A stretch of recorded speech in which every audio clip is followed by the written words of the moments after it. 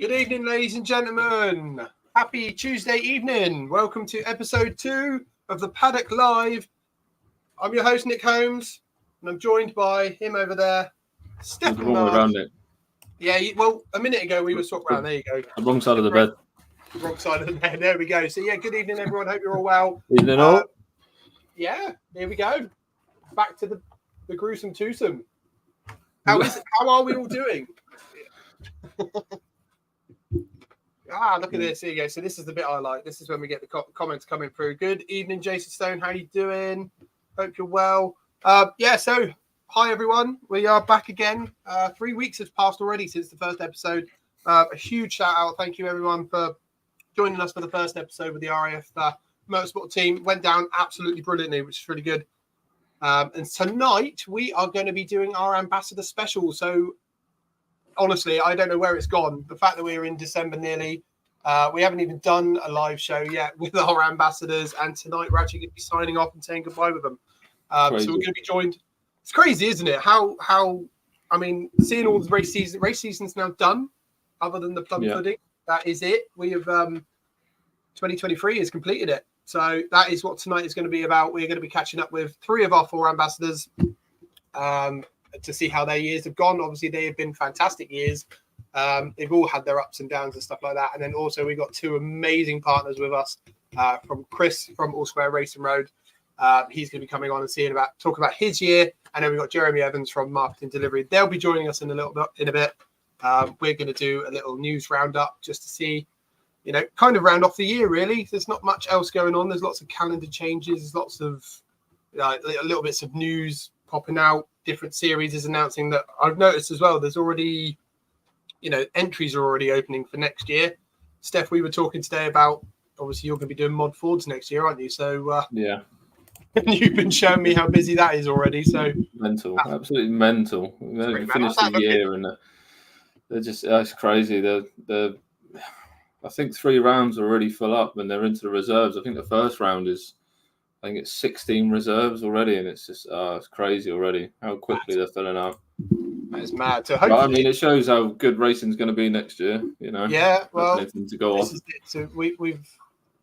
that's the thing, isn't it? Next year, racing never stops. I think I said that in the last show. Racing never does stop, although the end of the season's done.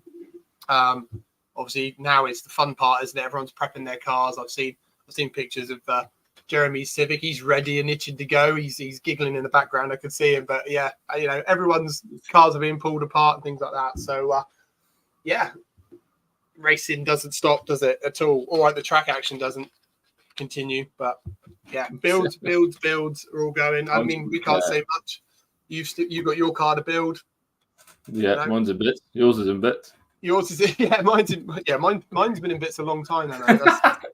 That's a bit different, that one. So anyway, let's get some more comments on the go. We have got, good evening, James Miller joining us. We recognise this guy. Yeah. New open sequence is fire. We saw you all guys dancing in the background. It was good. Glad you liked it.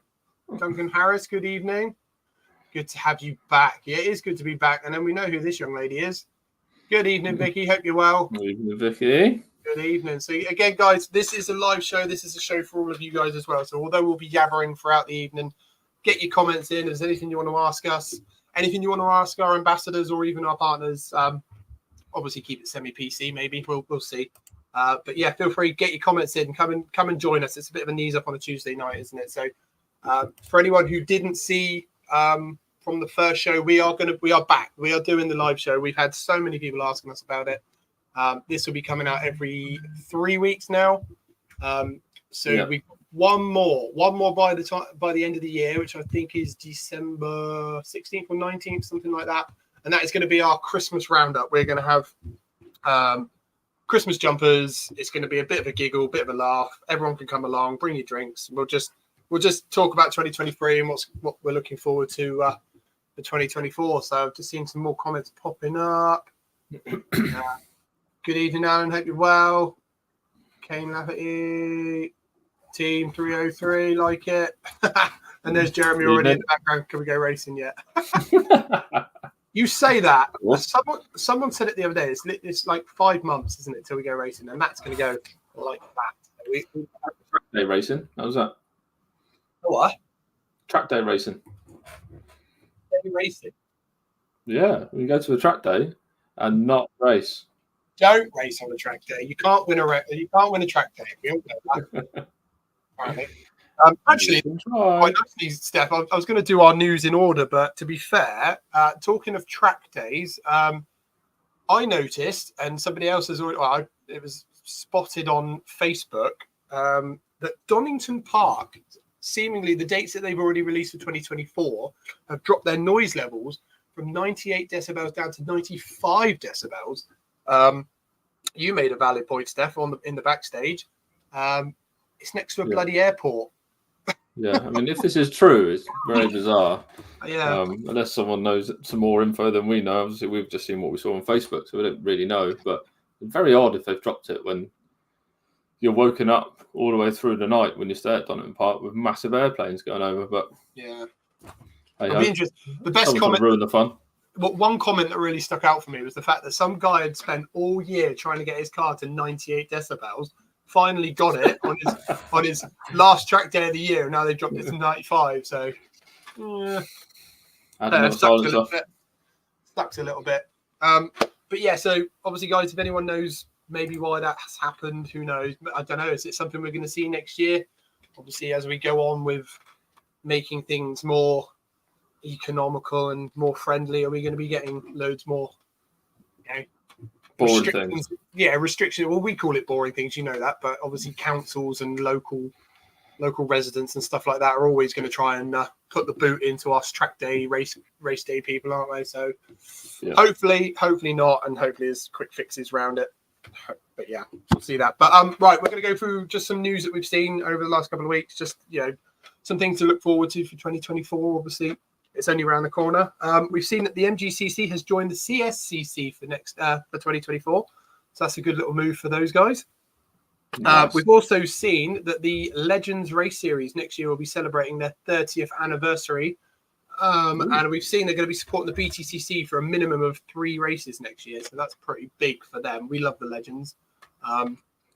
Obviously, being 2 legends ourselves, it's only good. But I had to get that in there. Oh, dear. But Shocker.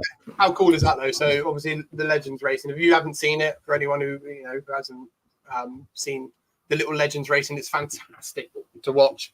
One of our favourites, one of our highlights. So, yeah, it'd be great to see them on the BTCC package next year for a minimum of 3 rounds. Probably bump the price up, though.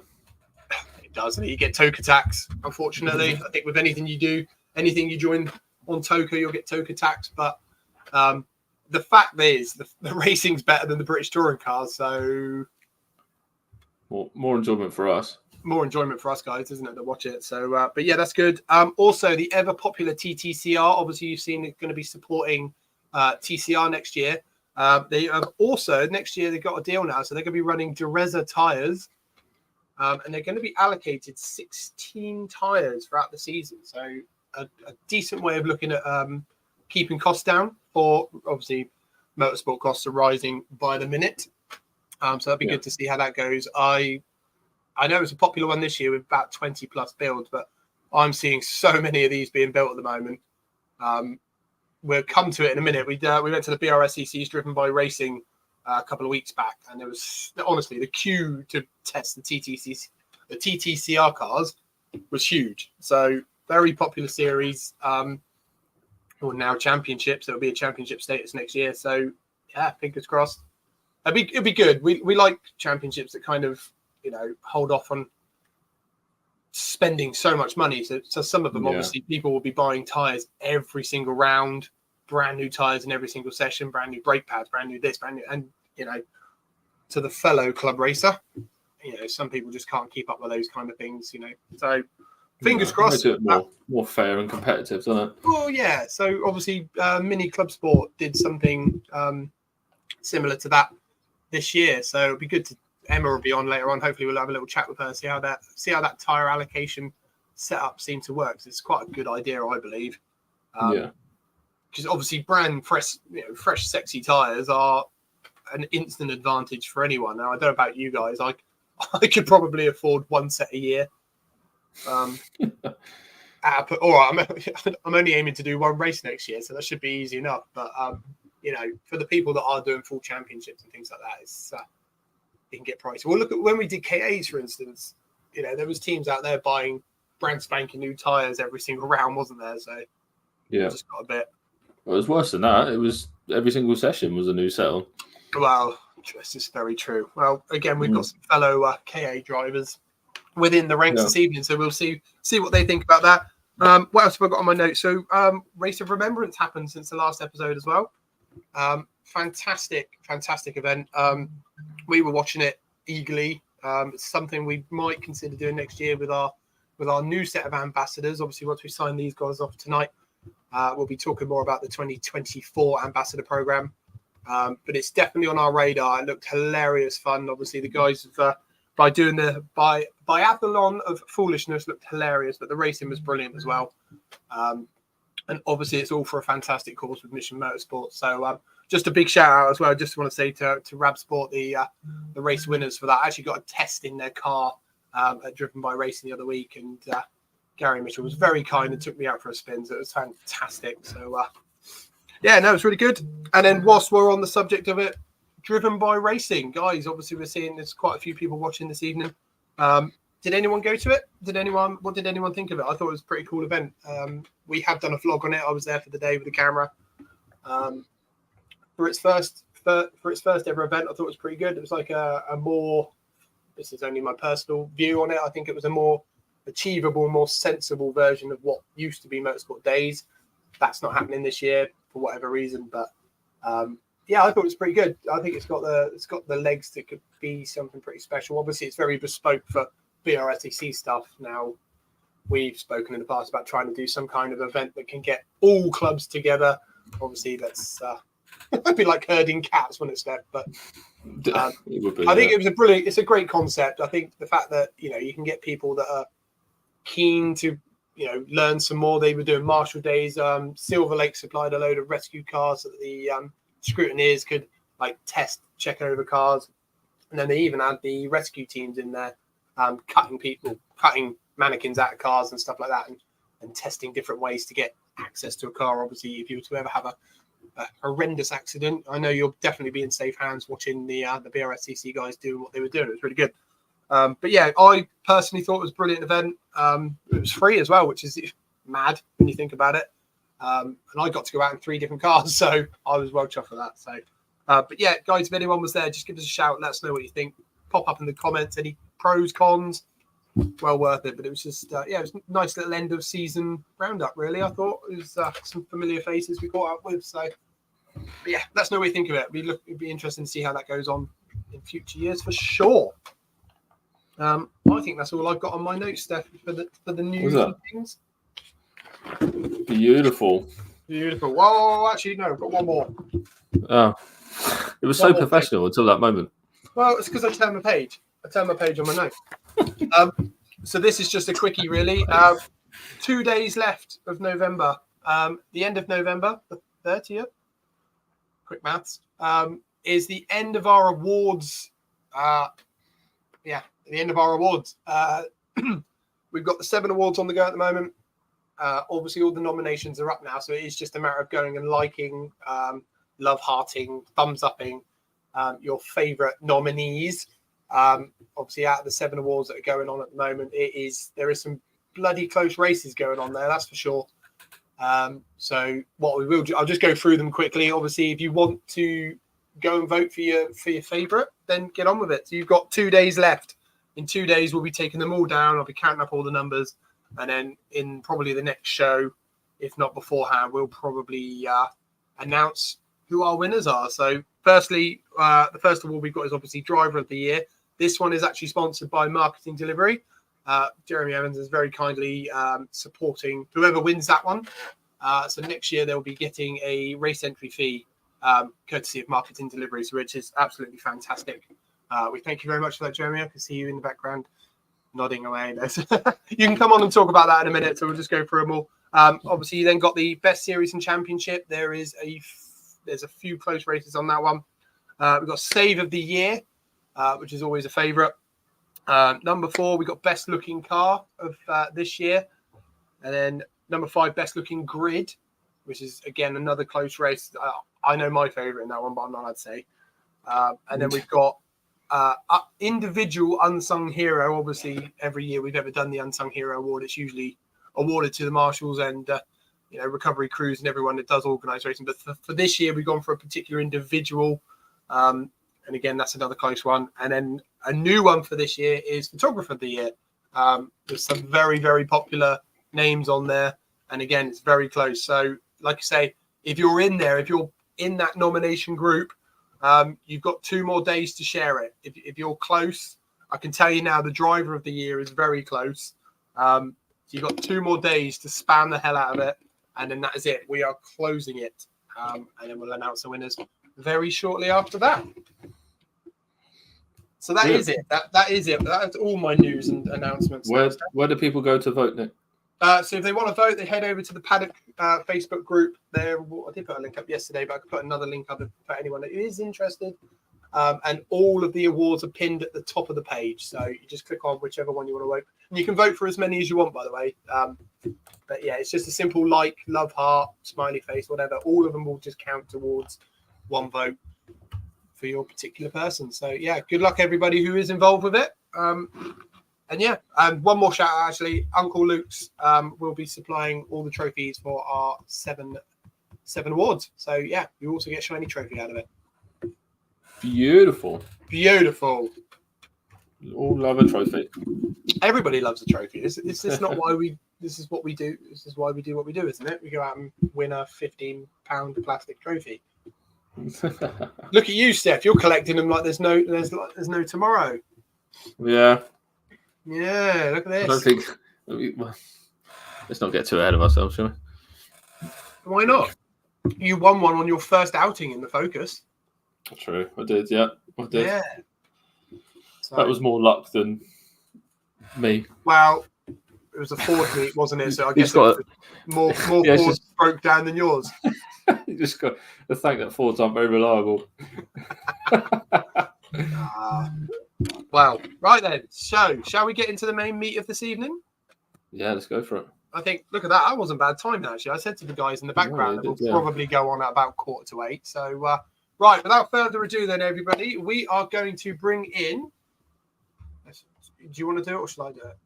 You can go for it, Nick. Oh, all right. So we'll bring in... You're doing big announcements. We're just going to bring them all in at once. Okay, so welcome, everybody. Welcome to the stage. First of all, Jake Richardson. How you doing, guys? Luca. I'm going to bring you all in at the same time here. Hi, everyone. Hello. Good evening, Emma. How are we doing? Hello. And we'll bring in Jeremy. And then Hello. last but not least...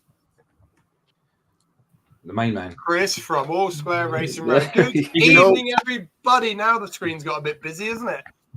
This is going to be chaos. This is going to be chaos. This is exactly why we wanted to do it. So, who speaks first? We've got to have an order. There's no order. Shout. We don't do organisation. Absolute chaos. Like, to be fair, the first show we did 3 weeks ago, I think Chris Slater's internet was so laggy that I'd talk and there'd be like a really awkward pause and then he'd talk. And it was like to make for an awkward show. So hopefully one of you guys can fill in the gap when we're going. So Luca's already left us. He's had enough already. Right. So he wants the red carpet just for himself. Yeah, of course he does. For anyone who doesn't know Luca, he's quite the drama queen, isn't he? Bless him. Right. So what I should just put up quickly as well. As you may have seen, everybody, we've only got 3 of our 4 ambassadors this year. And I'm going to assume this is Stephen here. Yeah, he's at work, unfortunately. Oh, bless him. Oh, he's at work. To be fair, I look back. So I obviously said that we'll be doing this every 3 weeks. And at the time I mentioned it, I did say that we would be doing the show on the 21st, which is when everybody was free. And then unfortunately, I kind of cocked that up. So my bad, Stephen. I hope you're doing all right at work. And yeah, we'll fill in the gaps for you. Don't worry. Right. So yeah, everybody, 2023 is over. This is our first live show for our ambassador program this year. Last like previous ambassador programs, we've done like 3 or 4 shows. Unfortunately, guys, you've had one this year, and it's this one. So how are we all doing? We're all coming back next year anyway, Nick. We've just not told you this yet. Yeah, I'm applying again. 100%. 100%. Yeah. Oh well. To be fair, guys, it's been a magnificent year. I think we've picked 4 fantastic drivers, 4 fantastic characters. I think it's safe to say we've all had our ups and downs. I think we've got our first ambassador champion. Way.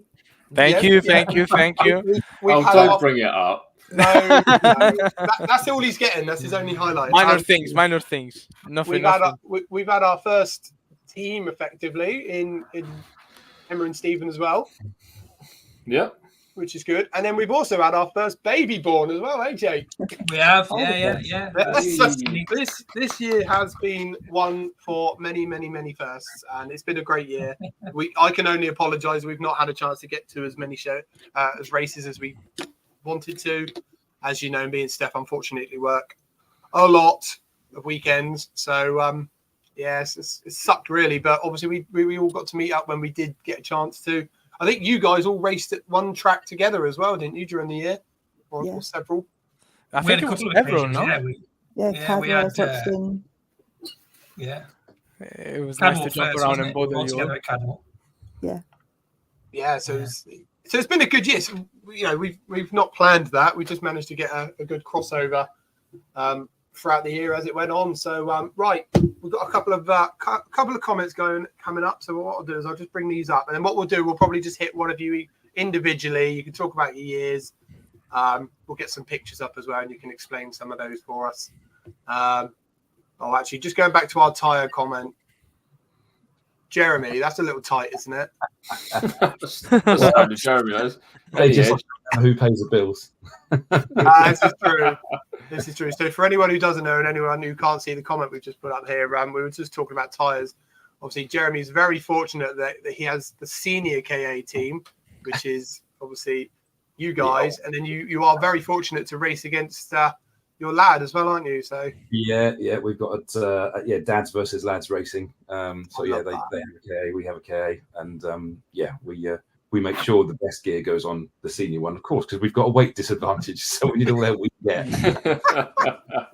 Oh, I like that, the weight disadvantage. Bless you. But I think you've outdone them all this year, have you not? Yeah, we have actually. We're undefeated against the juniors this last year, which was good. Very. Your tone of voice as well, that you've definitely had up more than one. Not that it matters. It's all about the camaraderie, but we did beat them. Yeah. Oh, I love it. Well, you've got some fans here tonight as well, Jake. Let's bring these up quickly. Look at that. Stuart Cheeseman. Oh my God, is that Jake Richardson? He's my second hero after Matt. Too crazy, right? Yeah, that'd be cheesy. Yeah, so he's got quite a battered BMW that he runs in Track Attack Race Club with us as well. He just wants to be back in the 206s with us. That's what it is. Well, to be fair, cracking looking series. And there we go. We got Matt Anderson on there as well. So Matt's won out unofficial round this year. So he's been the man to catch this year all year. Matt has. Brilliant! He's had a fantastic season. Matt has really good. That's what nice guy with it as well, which is you kind of want to hate the guy, but you can't. I like that. I know those types. Yeah, definitely. And what we got here, Jake Richards is the only race driver I know with security at tracks, 2 heavies in the shape of apple pie and sugar cane. So you'll see, you'll see the photo in a bit. One of the photos that I sent across. Yeah, you'll see the team definitely.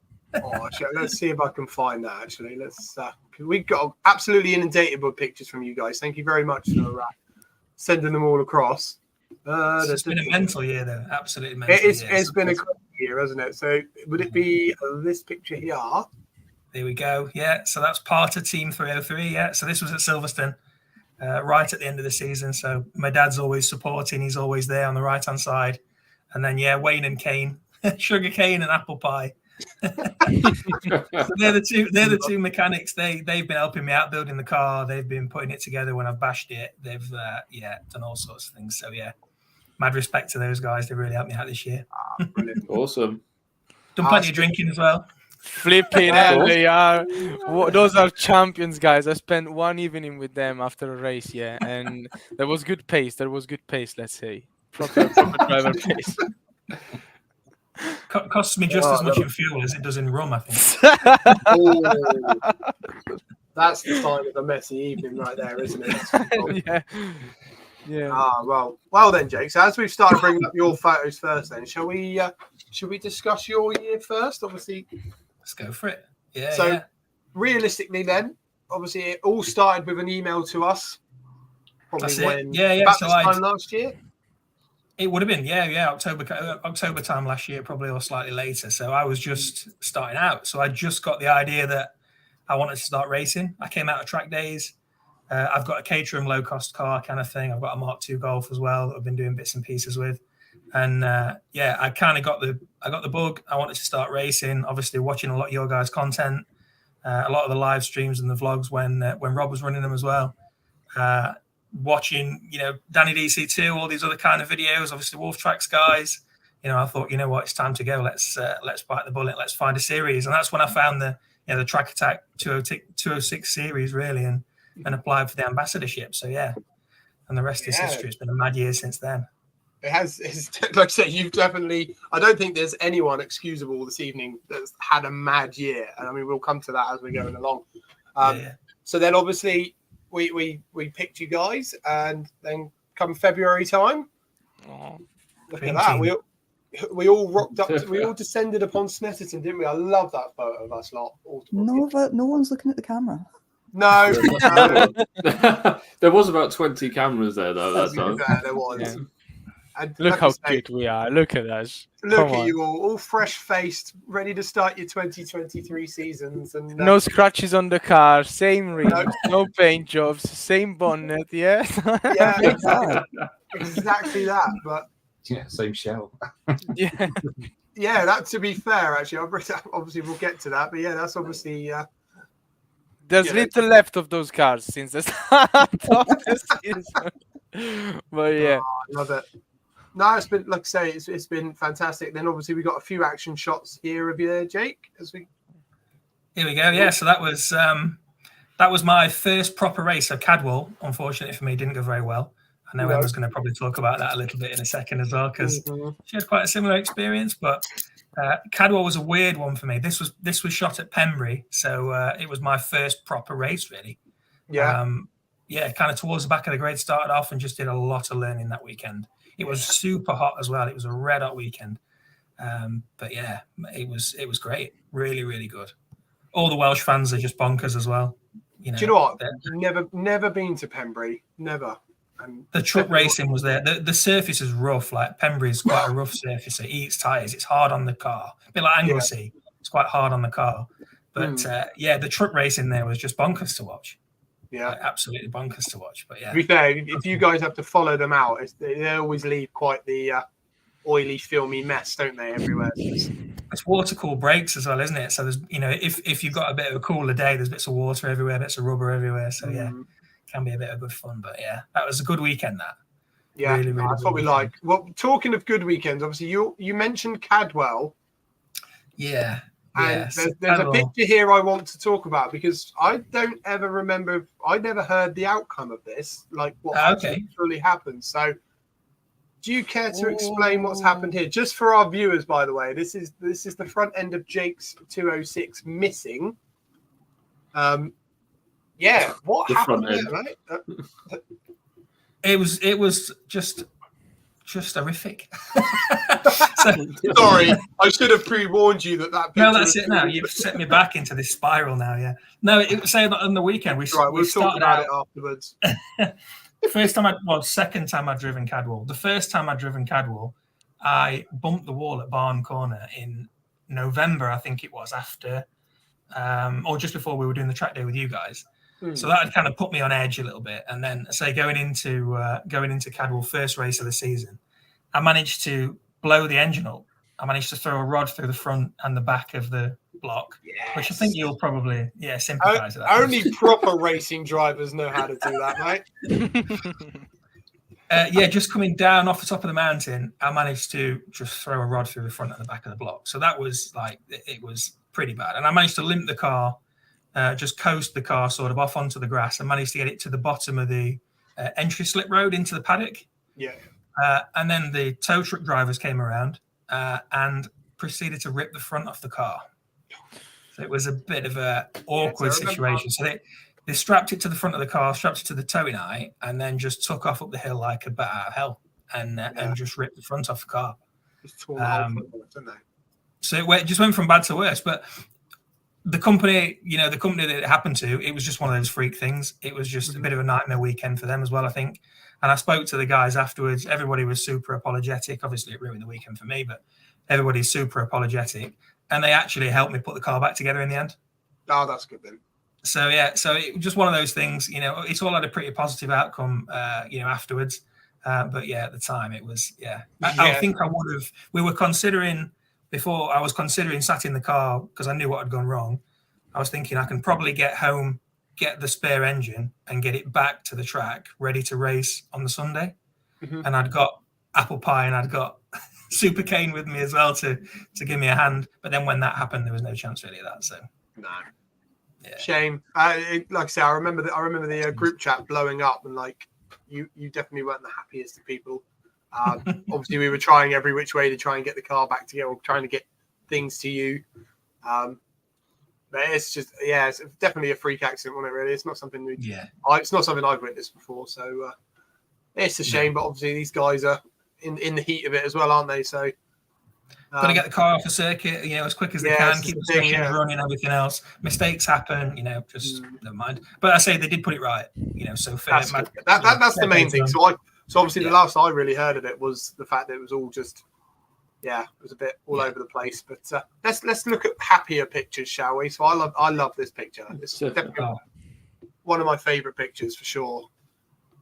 Thruxton. Looks like a rather damp Thruxton there. What a car that BMW is, though. That's beautiful, isn't it? Sorry, I wasn't really looking at the 206 to be fair. There's the French rubbish behind there, but the BMW in the front, oh wow, what a car that is. And because it was sopping wet through, obviously that thing's probably got half as much power again, but because it was sopping wet through, I was keeping with him, giving him a good battle. That's good. So it was great. And I say that all the 206s, in all fairness, we all did pretty well that weekend because we were on the Unisports and the Unirail, the Rain Sport 5s, so they're pretty good in the wet, or I think they're pretty good in the wet. And we were keeping up with most things that weekend, doing really, really well. So we all had a cracking, weekend. Apart from a few, there was a bit of an accident in the 206s that weekend as well, but most of us had a good time. Oh, that's good then. That's good. Yeah. Talking of other 206s, you may recognise this one here. Hey, this was your stand-in for the Burkett, was it not? Yeah, Lewis. Yeah, Lewis Charlton. So weirdly enough, when I first wanted to get into racing, I booked onto my ARDS test, and it just so happened that Lewis was doing the same ARDS test, the same time, same day, racing the 206s as well at Mallory. Brilliant! No sport. So we quickly became pretty good mates. Both building the cars together. So this was the grid at, I think, Snetterton, this one, maybe. Can't remember now. Yeah. It looks like so, and me and Lewis have been quite close all week, all season. Lewis has kind of had the edge, been a little bit quicker than me in most instances. But Anglesey for me was a bit of a turning point. I managed to live with him a bit more there, but what a guy. And I say he was my stand-in for the Burkett when Little Cooper was coming. He was Jake Mark II. He was. As he was dubbed, wasn't he? Bless him. And then at some point as well, you got to share the track with this young man. Here he is. Yeah, so this was Anglesey as well.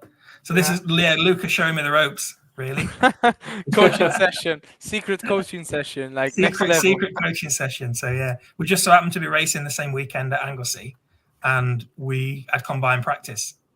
So nice. We had a chat. We compared some Garmin stuff, and he was showing me a few lines. He was showing me a few moves. That's the thing. So by pure accident, right? Obviously, me and Steph, when you guys all sent in your applications for the ambassador program, at no point, right? I'll be completely honest with you. At no point did we look fully at all your calendars. Obviously, we knew roughly where you guys wanted to race. The cars and stuff you were going to be running. So at no point did we align your calendars. And like I say, it was at several points where you guys were all together, weren't you? So it's worked out brilliantly, to be fair. It was really good. So And then obviously, I'll probably just stop putting you on the spot here, Jake. But there is one more I do want to talk about. I do like this photo as well. Bless you. Look at that. Yes, that was where it all began. Dedication. That's when it was announced, was it not? That's it. That was the announcement photo. Yeah. That was before. I think that was a couple of days before the track day. Yes. Yeah, it was. Yeah. Way back in February. Bless you. Yeah. And then obviously the last picture I want to put up, and it's something. Obviously, this is something where I'll let you obviously take the reins with. Obviously, you've had a busy year racing.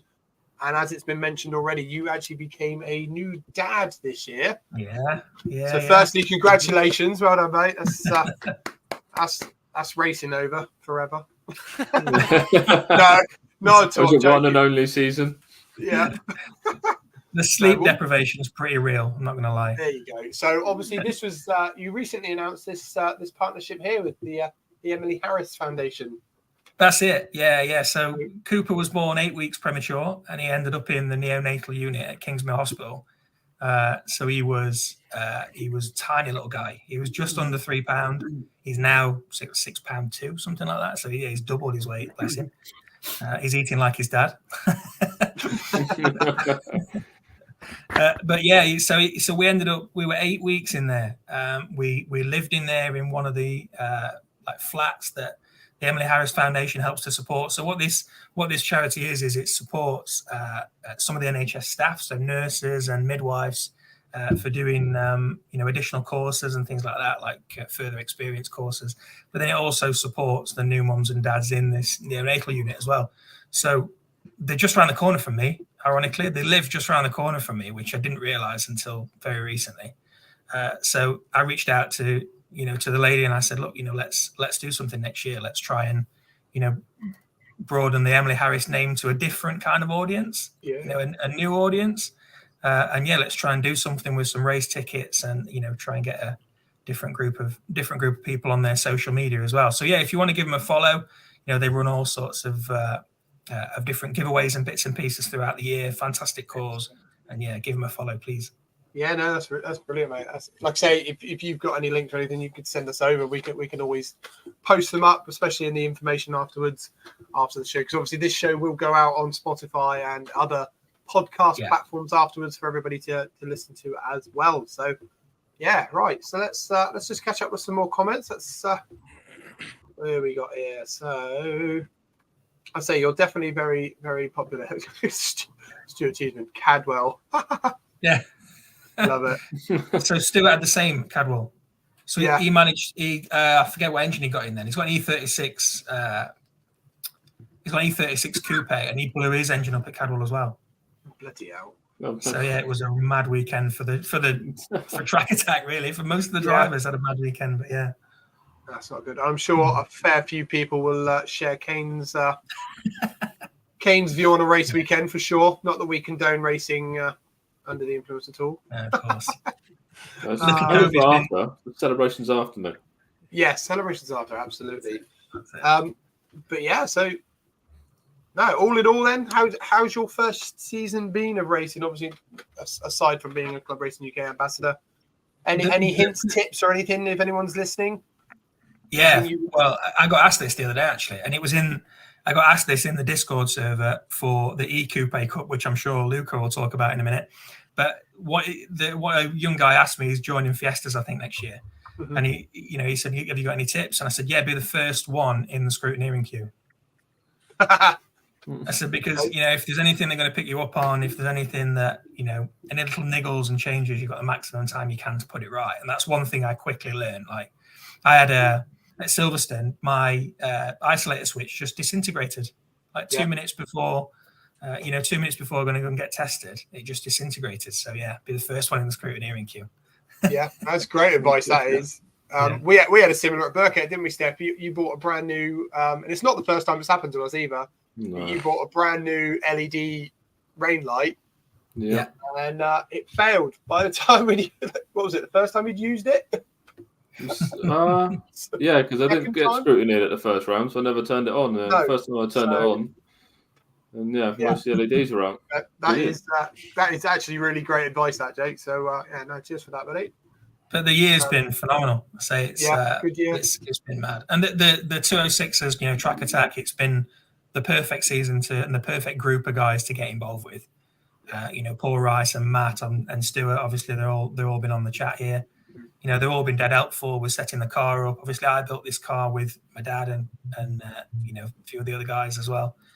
Yeah, everybody's been super helpful. And then obviously to get accepted on the ambassadorship as well, to link with people like Jeremy and Chris, you know, and Luca and Emma and Stephen as well, who were all, you know, kind of in a similar boat to us, and being able to learn from them, you know, and get some hints and tips and stuff. It's been great. Been a whirlwind, really. Oh, brilliant. Well, that's why we do it. That is exactly why we do it. It's a great team bonding exercise. And, you know, it necessarily doesn't, you know, it brings people together that wouldn't necessarily talk or click at a racetrack. So I love it. And thankfully, we have some fantastic partners that also share our vision in it and enjoy getting involved with it as well.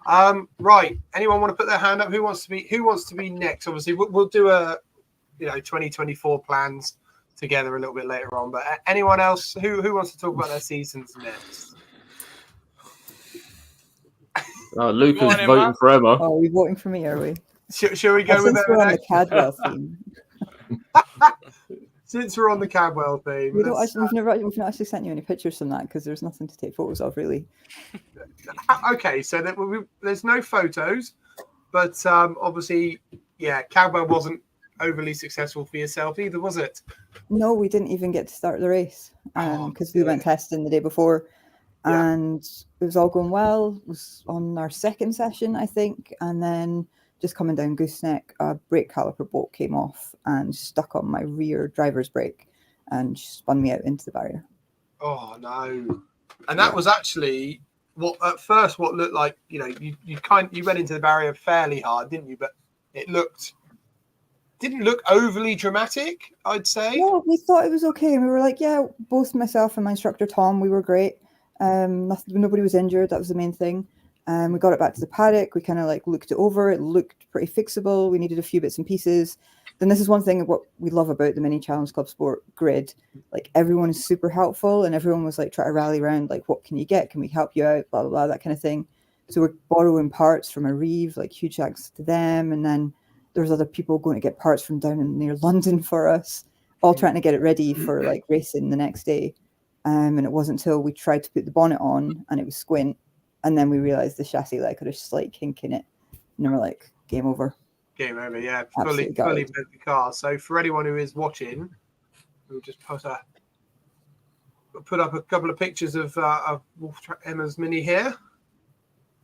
Looking very, very shiny. So obviously you mentioned that's the different car to the one you showed. That's the different car. So this we'll get to that one in a minute, don't we? I should have labelled these a little bit better, but we didn't actually send you any of the pictures of the offs. We've just sent you shiny pictures. Shiny pictures. So these are all shiny pictures. Obviously, this is from Pratt and stuff like that, isn't it? Obviously, you guys look at that. Aww. Lovely team photo. So that's his Snetterton. That's us just lining up in the assembly area. Yeah.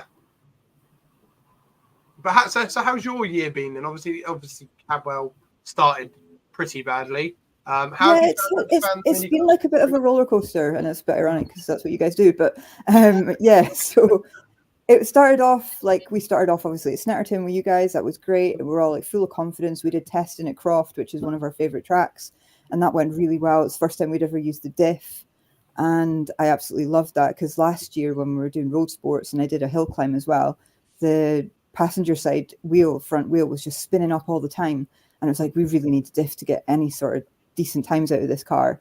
So we fitted the gripper diff and it just completely changed the car entirely. And the first time I'd driven it was at Croft at testing and I just loved it. So my confidence was really high at the start of the season, and then obviously we had that off at Cadwell. It kind of knocked it a bit, but then it was, like I say, it was mechanical. It wasn't anything that I did. Like we watched the footage over and over, and then it wasn't until like we came back and we kind of checked the car because we didn't understand what had happened. Like we reviewed the footage and everything, and then we were doing a bolt check and we're like, where's that bolt gone? And then you can actually like sort of hear it on the video come off. And then there's actually a dent in the wheel as well where the caliper had hit the wheel. So we're like, that's what's happened. Yeah.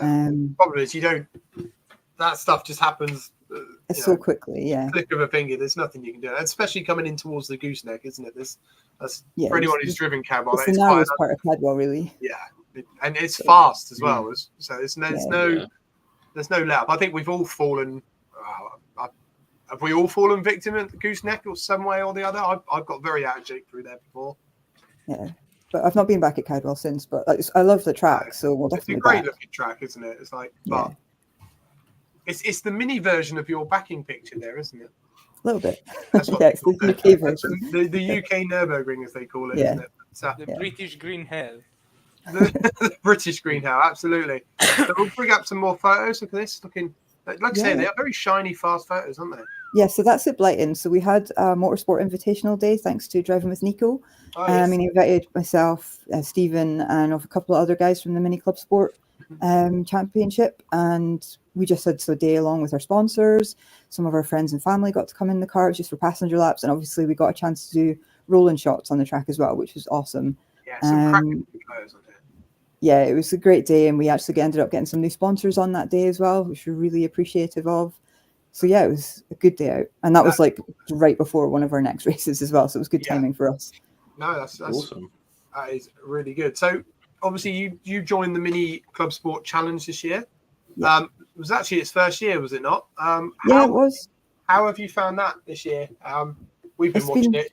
Yeah, it's been really good. Like I say, the grid it's an awesome group of people, and if there's folk out there, because obviously Mini Challenge itself is quite expensive to get into, and this was kind of like the lower cost version of that. But there's still a huge mix of cars. So we've got everything from the Coopers to the Cooper S's. We're in the R53 class. There's also the R56 class, and then there's the open class. So any car can enter that, and obviously you're not restricted on power or any of the modifications you have. But yeah, it's really good. We've really enjoyed it, and I got a few trophies this year, which I wasn't expecting to come away with. So I was quite happy with that. It was really good. So yeah.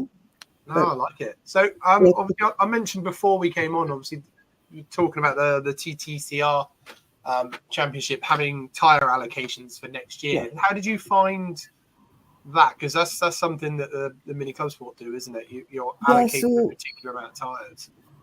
This year we were running still under some of the Mini Challenge, like the overall umbrella regs.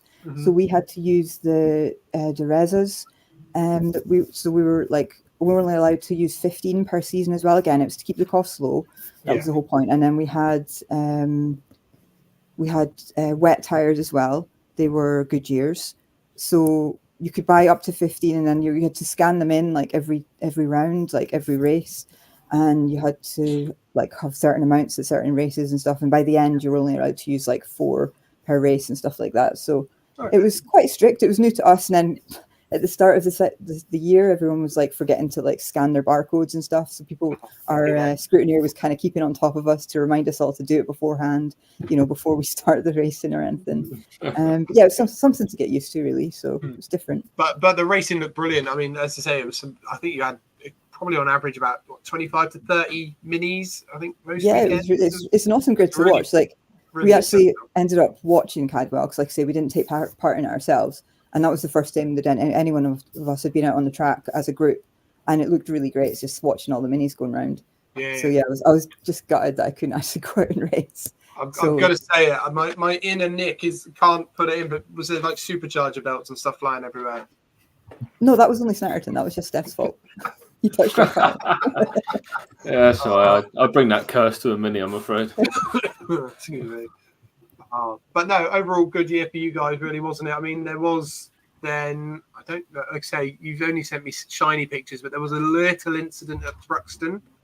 Yeah, so explaining it fully. So after Cadwell, we only had 4 weeks between that race and our next race at Mallory. So that is actually at Mallory, and that is the new car. So there's less stickers on that car because we physically hadn't had time to put them on. We'd literally just finished building it. So yeah, that was a new. For the record, though, that is a cracking effort what you guys managed to put together. Absolutely. Yeah, Stephen basically didn't sleep for a month. So basically, Cadwell, we had the off on the Friday. There was some races on the Saturday, and then there was the final races on the Sunday. So because we were down in England and there's not that many minis, and we wanted one obviously the same colour as what we've got, we just kind of went on Facebook Marketplace, went on eBay, and we're like, can we find another Cooper S right down here, right like that? So we did. We bought one on the Saturday. I think we went over to Leeds, I think, to go and buy that one. And then we rocked up on the Sunday with another Mini, and everyone was like, "You guys are crazy." I love that. I absolutely love. It was just like, oh, bought another car. Yeah. So Stephen drove our crashed one home on the back of the trailer with a van, and I drove the new one home. Still full interior and everything. And then the next month was kind of like us stripping it out and putting all the race car parts into it, basically. Yeah, cracking build as well. You vlogged the whole lot, didn't you? So yeah, it's all over on our YouTube. Yeah, so for anyone who wants to see how quickly one of these Minis can be built on very, very little sleep, bless you, Stephen. Head over to the Wolf Tracks Racing YouTube channel, because it is a very good watch. And then obviously you were then out and taking it out for the rest of the season then. So yeah, so Mallory was really good. That was actually our first trophy. I got 3rd place at Mallory. Nice. I was quite surprised about that. It was like we were rubbish in qualifying, but actually we came away with something so shiny, so I was happy. Mm-hmm. And then Thruxton was just an absolute disaster. Luca was at Thruxton at the same time as us. The rain was horrendous on the first day. I'd never driven Thruxton either, and I couldn't even see the track the first day. All I could see was rain lights. So that was not the best way to learn the track. And then the Sunday, was it the Sunday? I can't even remember. Yeah, it was the Sunday. Just before the big truck crash that probably people will remember. Oh, yeah, yeah. So literally, I think we were. When did they not crash? Yeah. So just before that, I think the track wasn't raining, because it'd been like pissing it down in the morning. Then it would dry up, and we're like, yes, we're going to get a dry race. And suddenly we'd sit in assembly area and the heavens would open again. So we're like, oh joy. And then we went out, and the setup wasn't right for the car, and it was like skipping around corners. Like I could feel the grip was there in the tires, because one thing I hate is not having confidence in my tires. Mm-hmm. And I hated the ones we had on at the end of last season. But the Derezas, there is grip there in the wets with them. So I was okay on that. But then, and after the Saturday in the rain as well, I was like, right, I need to build my confidence again and not lift when I feel the car stepping out on me. And so I was doing that, and I was like, right, I need to have confidence in the car, confidence that the grip, the diff will pull me round. So I did. I didn't lift, back me out. And that was caught on the live stream as well. Yeah, I think I was at work and I was watching. I was like, yeah. Oh, like it was a big hit, a big crash. Yeah, that one hurt. Like I physically was okay, but I had a sore back the next day. Like it wasn't nothing. It was just a bit of whiplash. But one thing is the window smashed over me. Obviously, I wasn't cut because I had all my protective gear on, but that wasn't a nice feeling, just having that glass shatter all over you. But that wasn't a rebuild, thankfully, because again, it was a brand new car. It was just the rear quarter we needed to. I can imagine Stephen wouldn't be happy. No, none of us were happy about it. I was absolutely gutted. Yeah, no, but no, like I say, you guys did absolutely well to pull it all back out again, do all the panel work, and thankfully, you managed to finish the season on a high. Oh yeah, definitely. The end of the season was awesome. You got to come and do the Burkett with us. Yeah. So there's a few extra pictures here from the Burkett relay, and to be fair, I don't think I thanked you guys enough. You literally carried the entire team. I wouldn't say that. No, you really did, because we had 2 broken Fords. Standard. A trusty 206, to be fair, as well. Luca, you did fantastic in yours. Yeah. But yeah, due to 2 very reliable Fords. Hey, Steph. But I think you did your longest stint as well, didn't you? Ever done in your car. I wasn't even thinking I could, because the tires kept going off because the weather was so changeable that day as well. It was getting rainy, cold, whatever. And I kept saying Stephen was setting the tires up perfectly for himself, and then when I went out, they would just go off. And I was we were kind of on the radios to each other, and I was like, the tires are rubbish. And I was like, should I come in? And I was like, I don't think I'm gaining. Obviously, I was being consistent, but I was getting slower because the tires were going off. And then he was like, the temperature, I think, in the pits had dropped, and I had no clue about this. So that's what happened. The temperatures were dropping, and then all of a sudden they came back into their window again. That's one thing with those tires; they have a really narrow window. And they came back in, and then suddenly it was pooling again. So I was like, you know what, can I just stay out for one more lap? And then happened about 5 times. But that worked really well for us, because the longer we kept you out, the shorter the stints became for everybody else. So I've just got to bring this comment up, because I say Stephen's obviously at work. That there is a solution, everybody, to just buy another car. I'm sure. To be honest, that's the second time we've had to do that at Cadwell. I love that. I love to be in the Because position. our Cooper, its engine died at Cadwell the first time we were doing track days, like 2 years ago. We had oil starvation, and yeah, the engine I definitely know what that feels like. The engine just gave up on us. So, and we were. This is what before we had our van or our trailer or anything. We were driving that car to the track, so we were stranded. Crap. We were actually stranded down there. And so yeah, again, our solution was go and buy another car. Buy another car. And Stephen went back like 2-3 weeks later with a tow truck and brought it home. Bless it. Definitely one of the hardest working teams I've definitely seen this year for sure. As another. But we've had loads of help. Like obviously we live so far away from all the tracks, but again, people on the grid with us, they've been really helpful. Like because Stephen bought the string kit, and I was kind of just sort of almost guessing how to use it. Sorry, Stephen. But yeah, Stephen Berry, who's actually one of the champions of our series, he actually came over and was like showing us how to use it and like helping us out with some setting advice and things like that. So we're really appreciative of things like that, and that's why we really love the grid that we're in, because we've heard the other like actual mini challenge itself. Obviously, it's very competitive. Like, don't get me wrong, our series is competitive too, but everybody wants to see each other race. So if we have parts or other people have parts that other people need, we will happily like lend them those parts to get them back out, even though they're our direct competitors, you know. I think that is, for me, that is the epitome of club racing. I think all of us can agree on that, isn't it? That, yeah, definitely. You know, to be in a paddock environment like that, where everybody just wants to see everybody racing. Everybody wants to see as many cars out on track as possible. So we've been around it with KAs and with Jeremy, Steph. You know, you're suddenly running around looking for a wishbone, and you know, 3, 4, 5 people will come out and they're literally throwing them at you, like get out of your car, get out of your car. You know, we'll sort it out later. We just want you on track. So that there is exactly why we love club motorsport. As you say, you wouldn't get that in the mini challenge or the BTCC or, you know, the top level stuff, would you? Yeah, you get laughed away. So what we'll do, we'll just end on one more picture here, then, and we'll. Obviously. Yeah, so that's one of our recent sponsors, Richard from RG Motors. We've actually become great friends, Richard, since this. He's even put our livery or part of our livery like on his truck. So that was me just getting a good photo opportunity. I didn't even know Stephen was taking that picture behind me.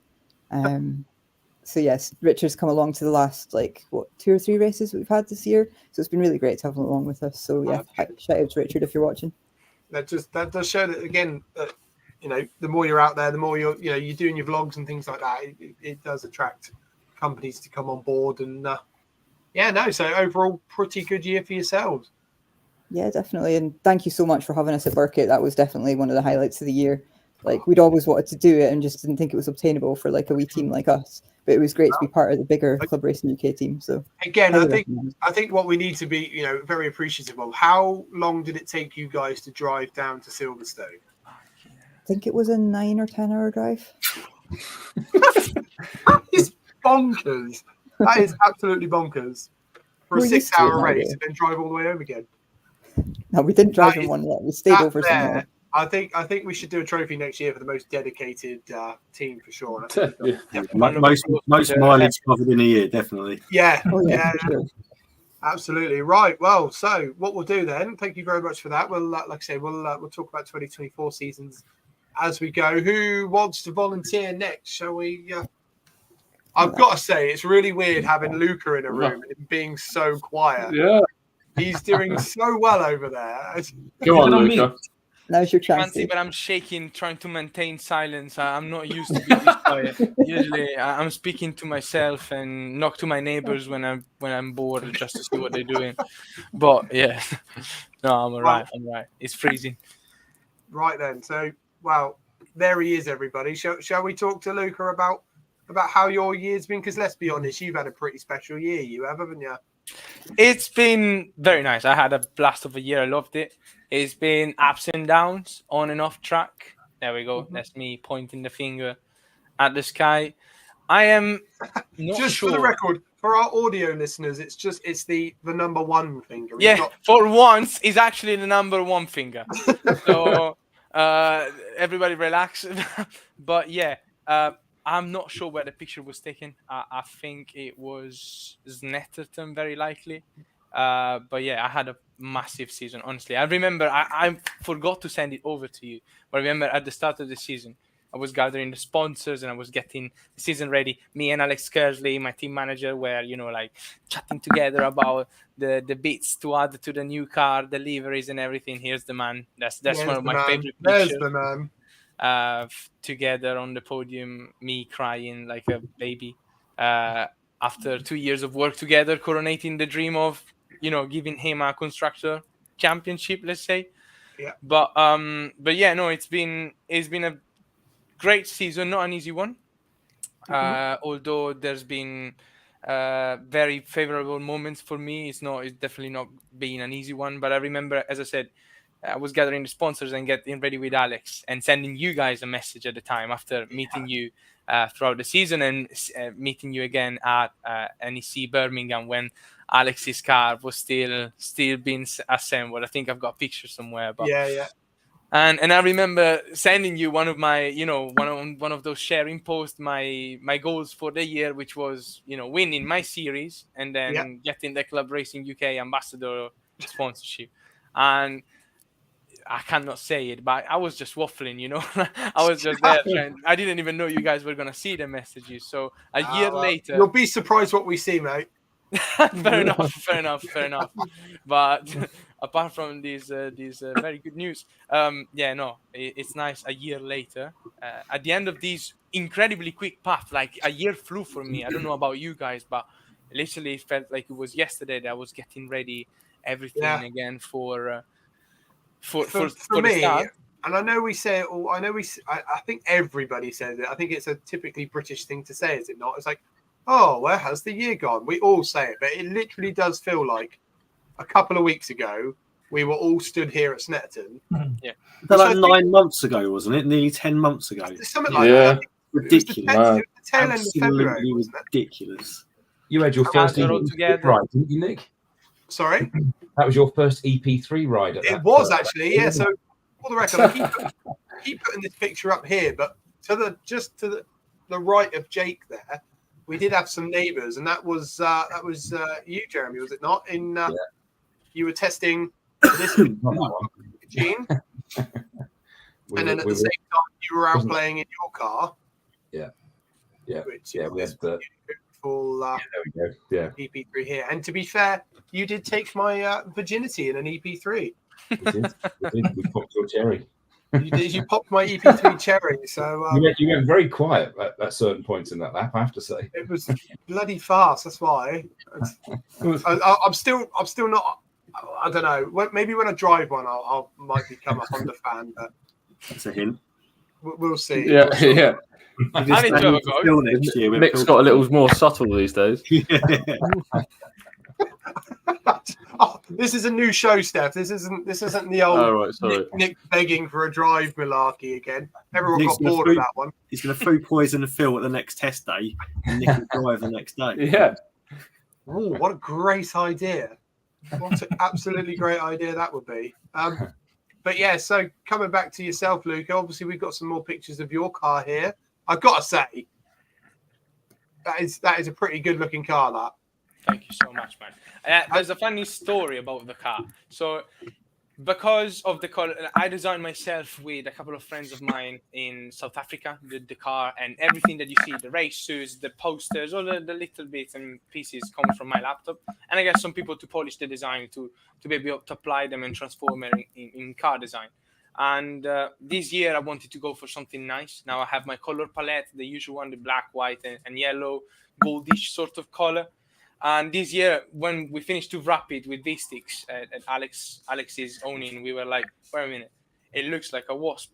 So we decided to call it Maya, the Hornet, because they are quite dangerous and super annoying, just like me.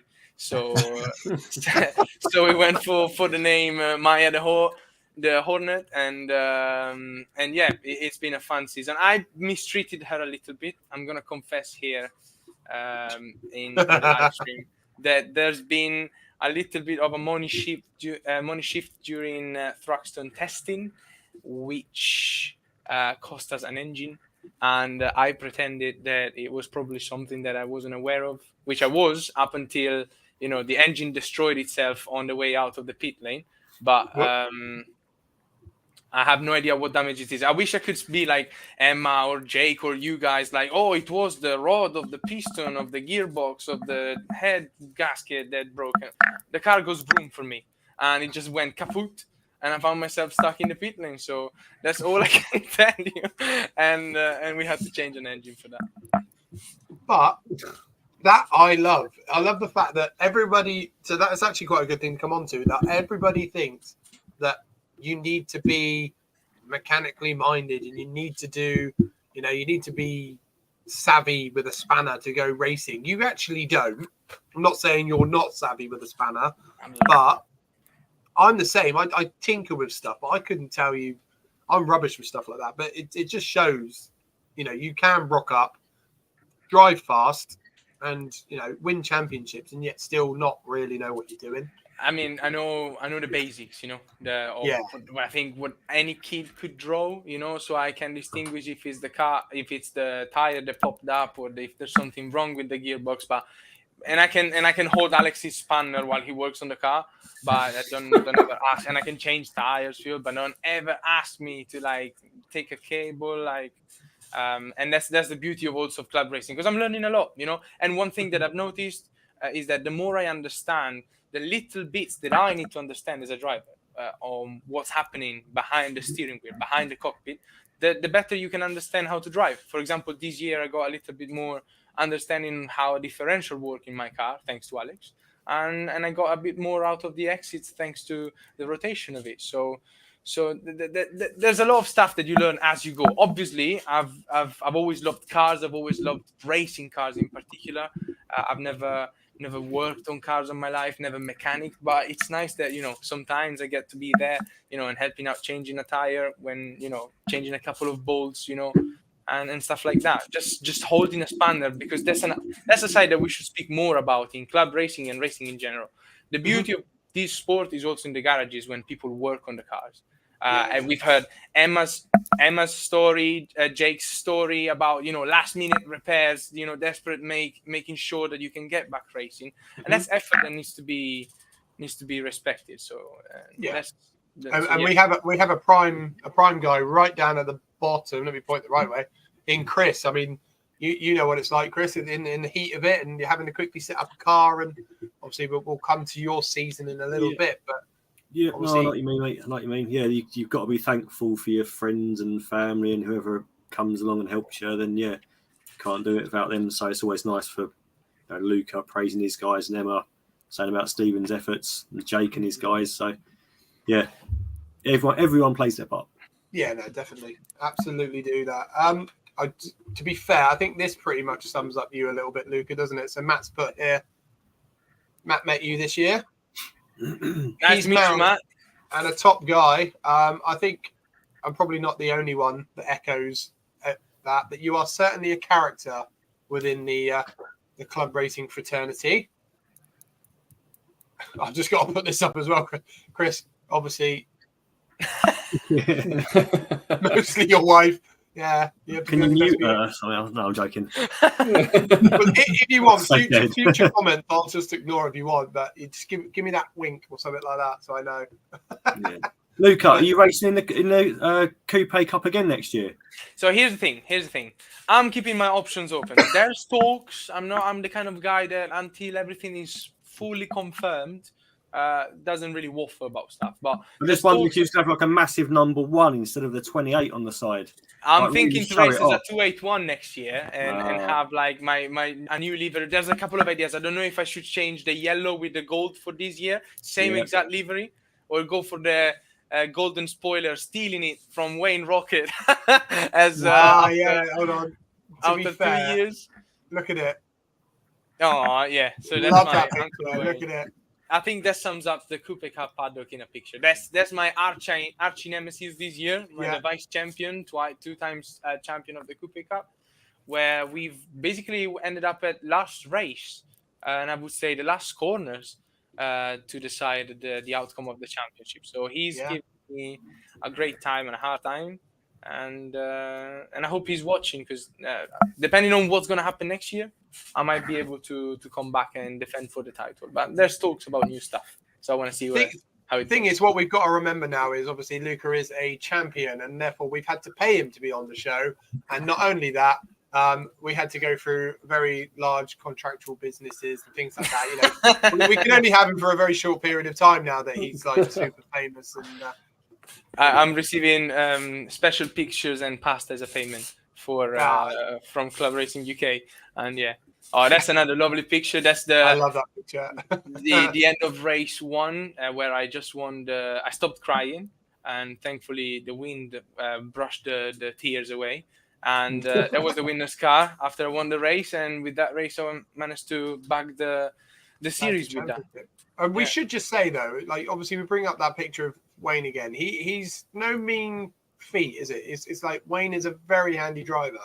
Yeah, and a very seasoned driver in the Hyundai Coupe Cup. So to actually, take his mantle as such, I bet that feels quite nice actually. It's big shoes that I gotta fill. Here's the thing: that's what I love about our series and this series in general. We might not be as flashy or as expensive or many other packages that go around in the UK and worldwide, but I think that is some of the truest form of racing that actually you can experience these days. With the fact that I'm going to be blatant, the fact that our cars are little shot boxes, let's say, and a door or a paint job can be done for cheap. That makes us for a very, very, very close pack. And me and Wayne rubbed.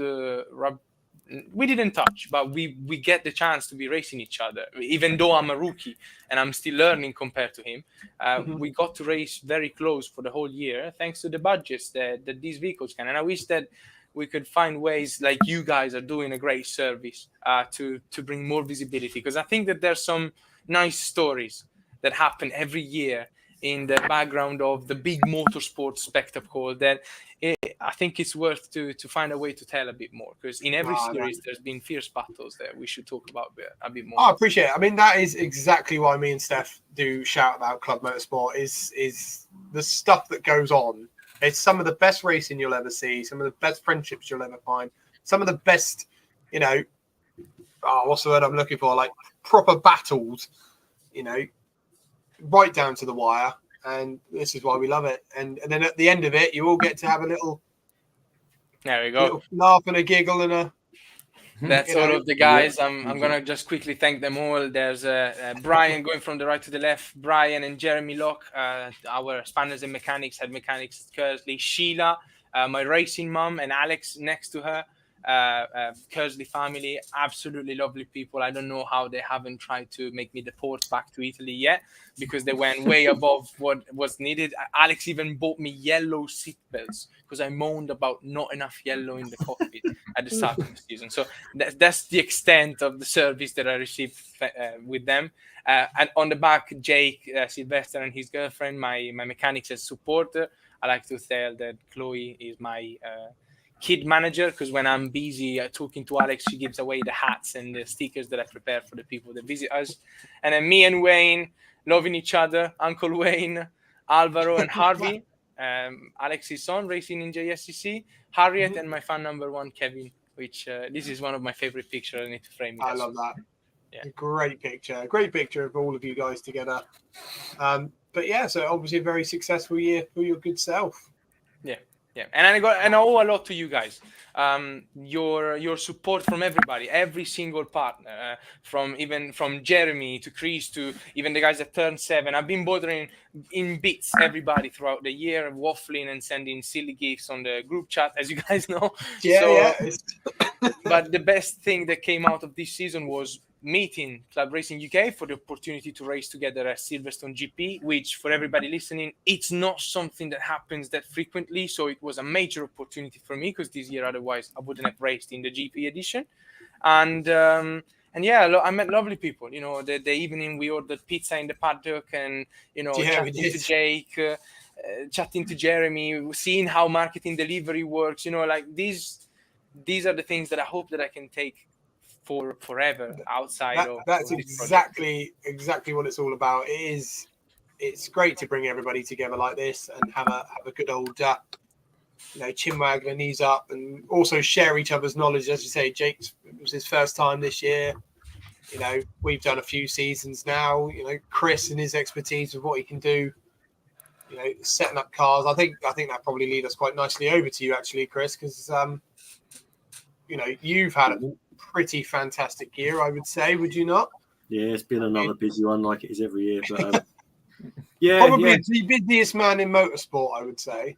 Don't know, every now and then, but yeah, no, it's been good. Yeah, been plenty of race weekends, plenty of new customers, plenty of other things going on. So yeah, 2 championships. Oh well, yeah, in Clubman. So the picture I sent you guys, would that be this picture here?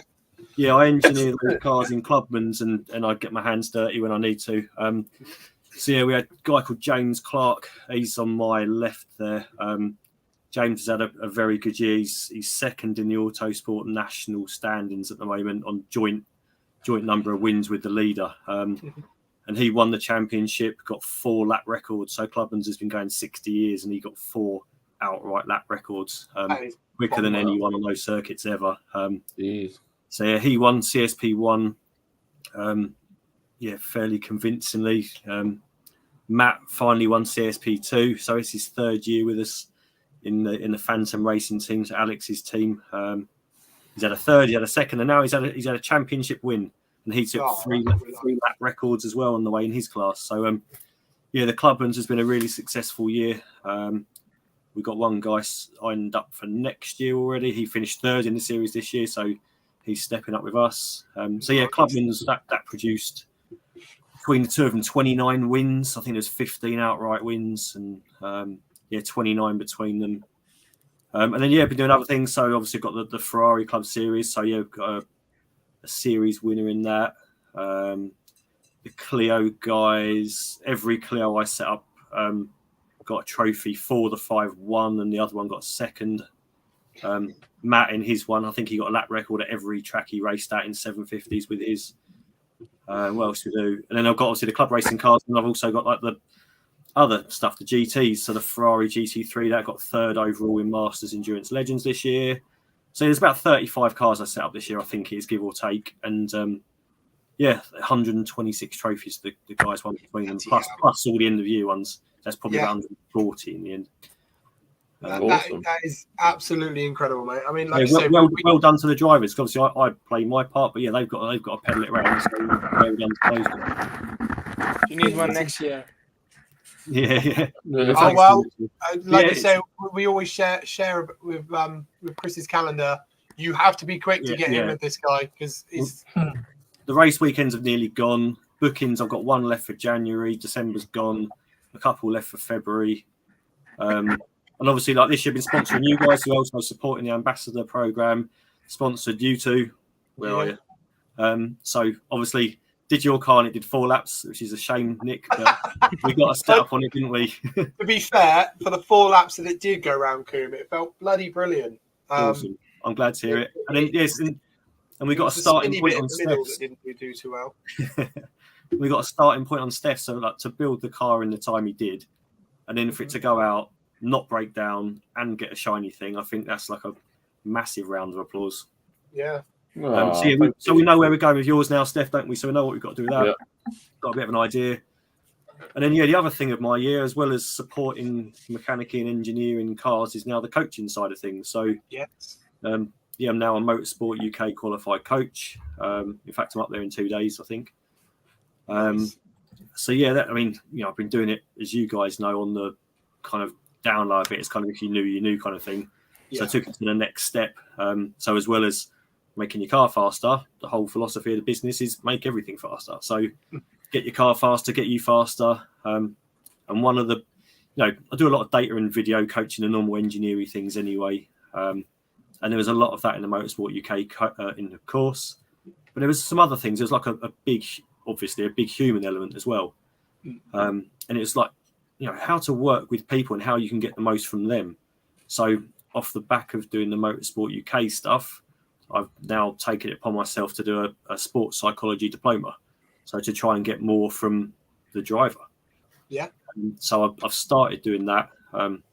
It's not a short thing. It's it's going to take several months, but so hopefully, if you want to make your car faster and yourself faster, I'm hoping to be a one-stop shop for all of that. So You can come and engineer your car on a test day. We can come and coach you for a day or a season, whatever you want. But it's really working. One of my guys, he saw us doing the course and he said to me, let's just do a bit of coaching at the next meeting. So we did like 15, 20 minutes after every run, and he went 2 seconds faster that weekend than he's been before. So just spending little bits of time and just working on little bits that you can easily improve. You get some big chunks of time. Then over a course of time, you can then find improvements everywhere and hopefully go a lot quicker. Yeah, it's weird though, isn't it? Like everybody will quickly buy like a big set of brakes. Someone will buy, a new diff, a new this. They'll spend all this money on like upgrading their car, and I still see it, and I imagine you do as well. Like the amount of people that then don't invest in themselves. The fleshy span, the fleshy nut behind the steering wheel. But that's the bit you can take to any car. So there's people I know race several cars. So you can spend money on one car. It's great. We all love spending money on cars. We all love like making them go quicker. It's cool. No, we don't. No, we but don't. You can take the skills you learn from a day or a season of coaching. You can take those skills and you can put them in every car. So you've got not free, but you've got an upgrade on everything you drive because of the skills you've learned. Yeah, because of the mindset you put into it. So that's what I'm taking with me now. It's we can do your car and we can help you out as well. Like I say, it's worked since being qualified. I've done days with several people and everyone's improved somehow. So in all the sports, golf, football, everything, you have coaches, it's accepted. But in racing, it's not really a widely used thing yet, but it's starting to be a trend change. I still don't understand why that is the case. Yeah, so I'm hoping, I think I know why. Because everybody who gets into a car thinks they're the next bee's knees. Yeah, I've been talking with some guys, and there's two common things that come up as to why they don't or won't use coaching, and obviously budget is a big thing. At club level, you've got to pay for your hotels, get to the track, maintain the car. It's a really expensive game, and everyone runs to their max budget they can afford anyway. But yeah, so it's budget and egos a lot of the time. As you say, everyone's like, I'm trying as hard as I can. And they definitely are. But sometimes having a third party to go, hang on a minute, what about that? Or just try that, or teach you something else that you wouldn't realise. You can go 4 seconds quicker, you can go 2 seconds quicker. You just don't know. Even daft stuff like when we did the SNET 12 hour, obviously that we won. We may have mentioned that a couple of times. You went out into several different corners to see our particular lines. See how we. And I slowed you down under the bridge. You slowed us down under the bridge. Down. So you came through there fully crossed up, next lap, out of control. It's brilliant. Me? Yes. Out of control in a car? It was about there you go, a philosophy change there. Instead of ragging it around every corner, set yourself up for the next one. And on the test day, I was timing everyone, and you were the fastest guys through there. Yeah, we were. Just through changing the. Did you hear that, Jeremy? We were faster than you through that. We weren't there that year. Are we not? Damn it! That could have worked. So you're a living example of just getting an opinion off someone else and giving it a go. Sometimes does work. But it is that mindset though, isn't it? Like, you don't have to every corner max attack, as you say. We sacrificed the corner going in under the bridge to set ourselves up for the next 2, 3 through the bomber and all of that. Which exits in turn, are overlooked. Everyone sends it in, but exits are massively overlooked, especially on like a lower power car going onto a long straight. Give a little up on the first bit and you'll gain a lot on the next bit. That's the best way to overtake in the KAs, for example. Yeah, it's all transferable, isn't it, into the quick car? Exactly. We've in the KAs, we've transferred to the Civic, and that car's got massively more power than the KA has. But some of the stuff that Phil and I have done in the Civic, it's all pure KA corner exit learned stuff that you apply to a bigger, quicker car. Exits are phenomenal. I'm quite lucky to have recently acquired legally some data from a pro driver against some AMs. I've got a bit of a comparison. Same car, I won't go into it. I don't want to give it away. But and nearly all the time was exits, and it was a phenomenal amount of time. It was unreal, just the way he's stopping the car, but getting the exit set instead of trying to send it in like a hero. It was all about exits, and my God, you should see the data traces for a pro to a good AM. It was just like wow, and it works anyway. But when you actually see it in front of you, and you've actually got something, a hard copy of it, and you can look at it. Yeah, it's all about the exits, guys. Spend. Some people will be really good at it anyway. Some people are great at it anyway, which is good.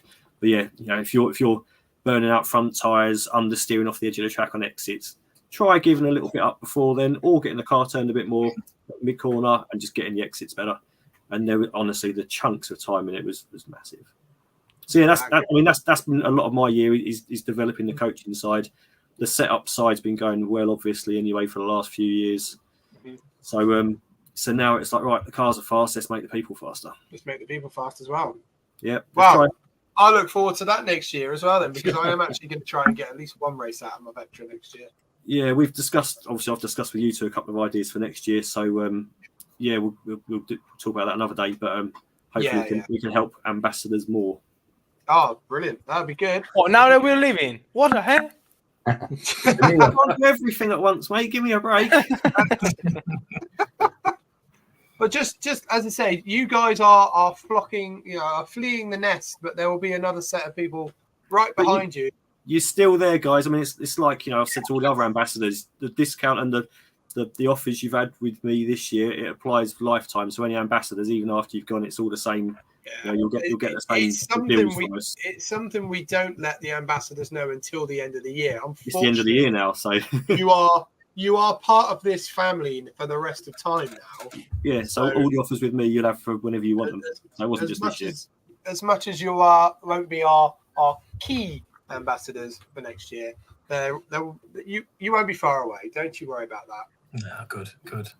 Right. That was one of the biggest things for me this year. There was the sorry to jump in. Was the track day.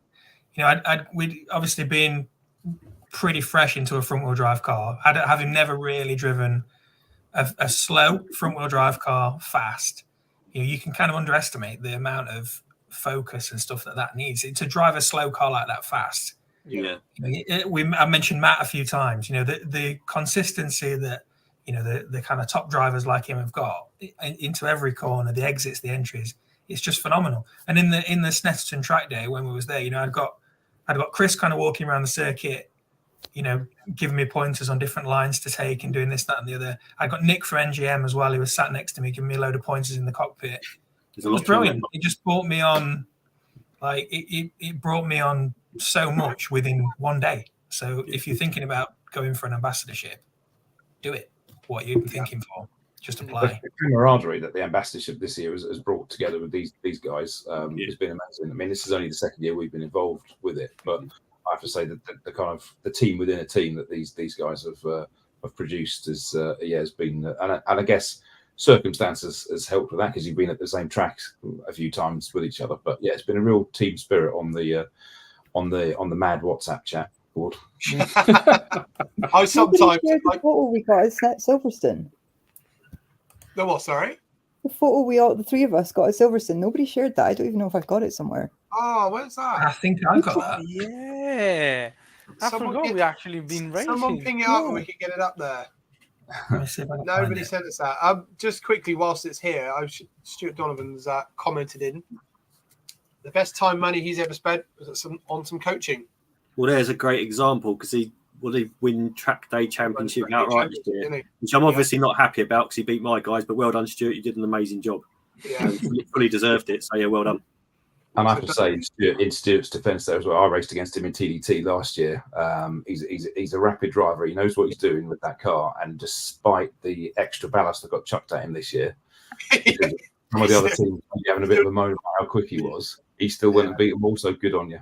Yeah, it's true. It's one of those things until you've, like Jake said, like Stuart said, until you've actually had a go at coaching and your eyes have been open. It might be a massive thing you learn in a day, or it might be something really small. But as long as you pick something up and you can use it, then it's worked. And yeah, I mean, doing the course, I thought, it'd be good to do the course, good to get qualified properly last. But it really opened my eyes. Hence why I'm doing the sports psych thing now, because I was like, wow, there's so much more in the person when they're not behind the wheel. It's mad. I need to get on board with this. So give coaching a go. Even if you give coaching a go with me or someone else, Nick Jackson from NJM, obviously he's one of the partners of the Club Racing UK. He does coaching as well. Yeah. use someone, give them a try. Hopefully you'll get that out. So for anyone who's watching, obviously Chris is all square. So make sure. Yep. Feel free to check him out. If you've got any questions, we can put links up and stuff like that, and we can definitely put you in contact with him.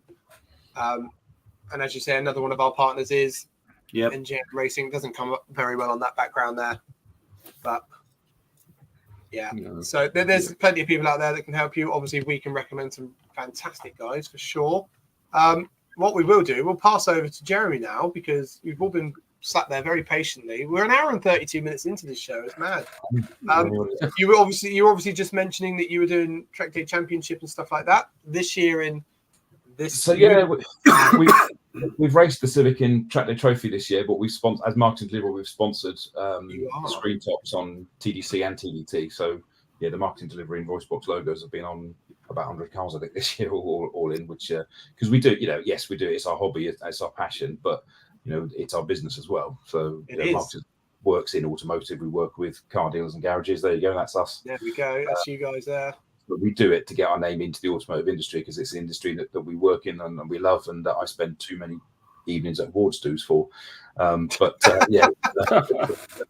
industry is a fantastic industry, and the motorsport side of it is, just takes that up a level. And so, it's been a good season for us this year.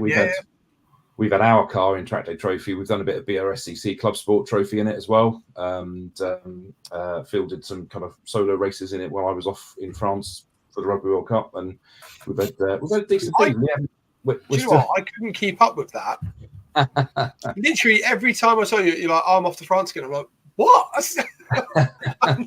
I need to be doing what you're doing, mate. It's been a great season. So, but you have been really, really busy, haven't you? Stupidly, how I've saved the pictures here, they've gone all over the place. Obviously, we've already mentioned you guys are out in the KAs, so KAs as well. We had seniors and juniors. We've had our best ever result in KAs this year. We've had a 5th place. That was at Cadwell actually this year. Brilliant. We've had a reasonable season in the KAs. I think I was shouting at the telly when that was happening. As everything was crossed, because we were convinced that we were either going to get thrown out for being underweight, or the car was going to break, or something was going to go wrong. Because it's always the way, isn't it? Especially at Cadwell, stuff happens at Cadwell. But Cadwell is just a magnet for stuff going wrong, isn't it? We've also I don't think we've mentioned that one already this evening, have we? There's a fair few Cadwell victims here this evening for sure. But so to come away with our best KA result was that was quite much deserved as well. You guys have been you've been there or thereabout. Like it's not like you've been far off, has it? But it's good to get your. Yeah, it's good. And we've been on the podium a couple of times with the Civic. We had second at Anglesey in TDT, which we were pretty chuffed with. We've also had some downs. I stuck it in the barriers at Alton Park in qualifying, and caused quite a bit of damage to the car, which meant we missed the race. And then we're chasing technical gremlins with it that I probably caused. What? It's bizarre how you've not sent me that photo. And I didn't send you that one. I do believe that it was a bit of a shout out to our one of our other sponsors, Silver Lake, was it not? Yes. You did end up with the black parts that are now on the car from my photo last week of putting it all back together are courtesy of Silver Lake. That's it. So this is another reason why this program works so well. And also I've got to give a shout out to our mechanic, because everybody else to shout out to. There's Tony Perfect down at Hastings Motor Care. Yes, worked absolute genius. He's another one of those that there's definitely a certain breed out there that just doesn't stop. We've got Jay. I don't think I ever see Tony stop. No, we made him drive the KA with us at Cadwell, and he was there in the car with us for that 5th place result. So so that was a good top lad as well. He is top lad. So David's my son, that green Fiesta you put up earlier, that's run by Nick actually, NJM. So again, supporting the whole coaching and development, driver development stuff. That's my. I love that thing. I know, it's a cracking little car.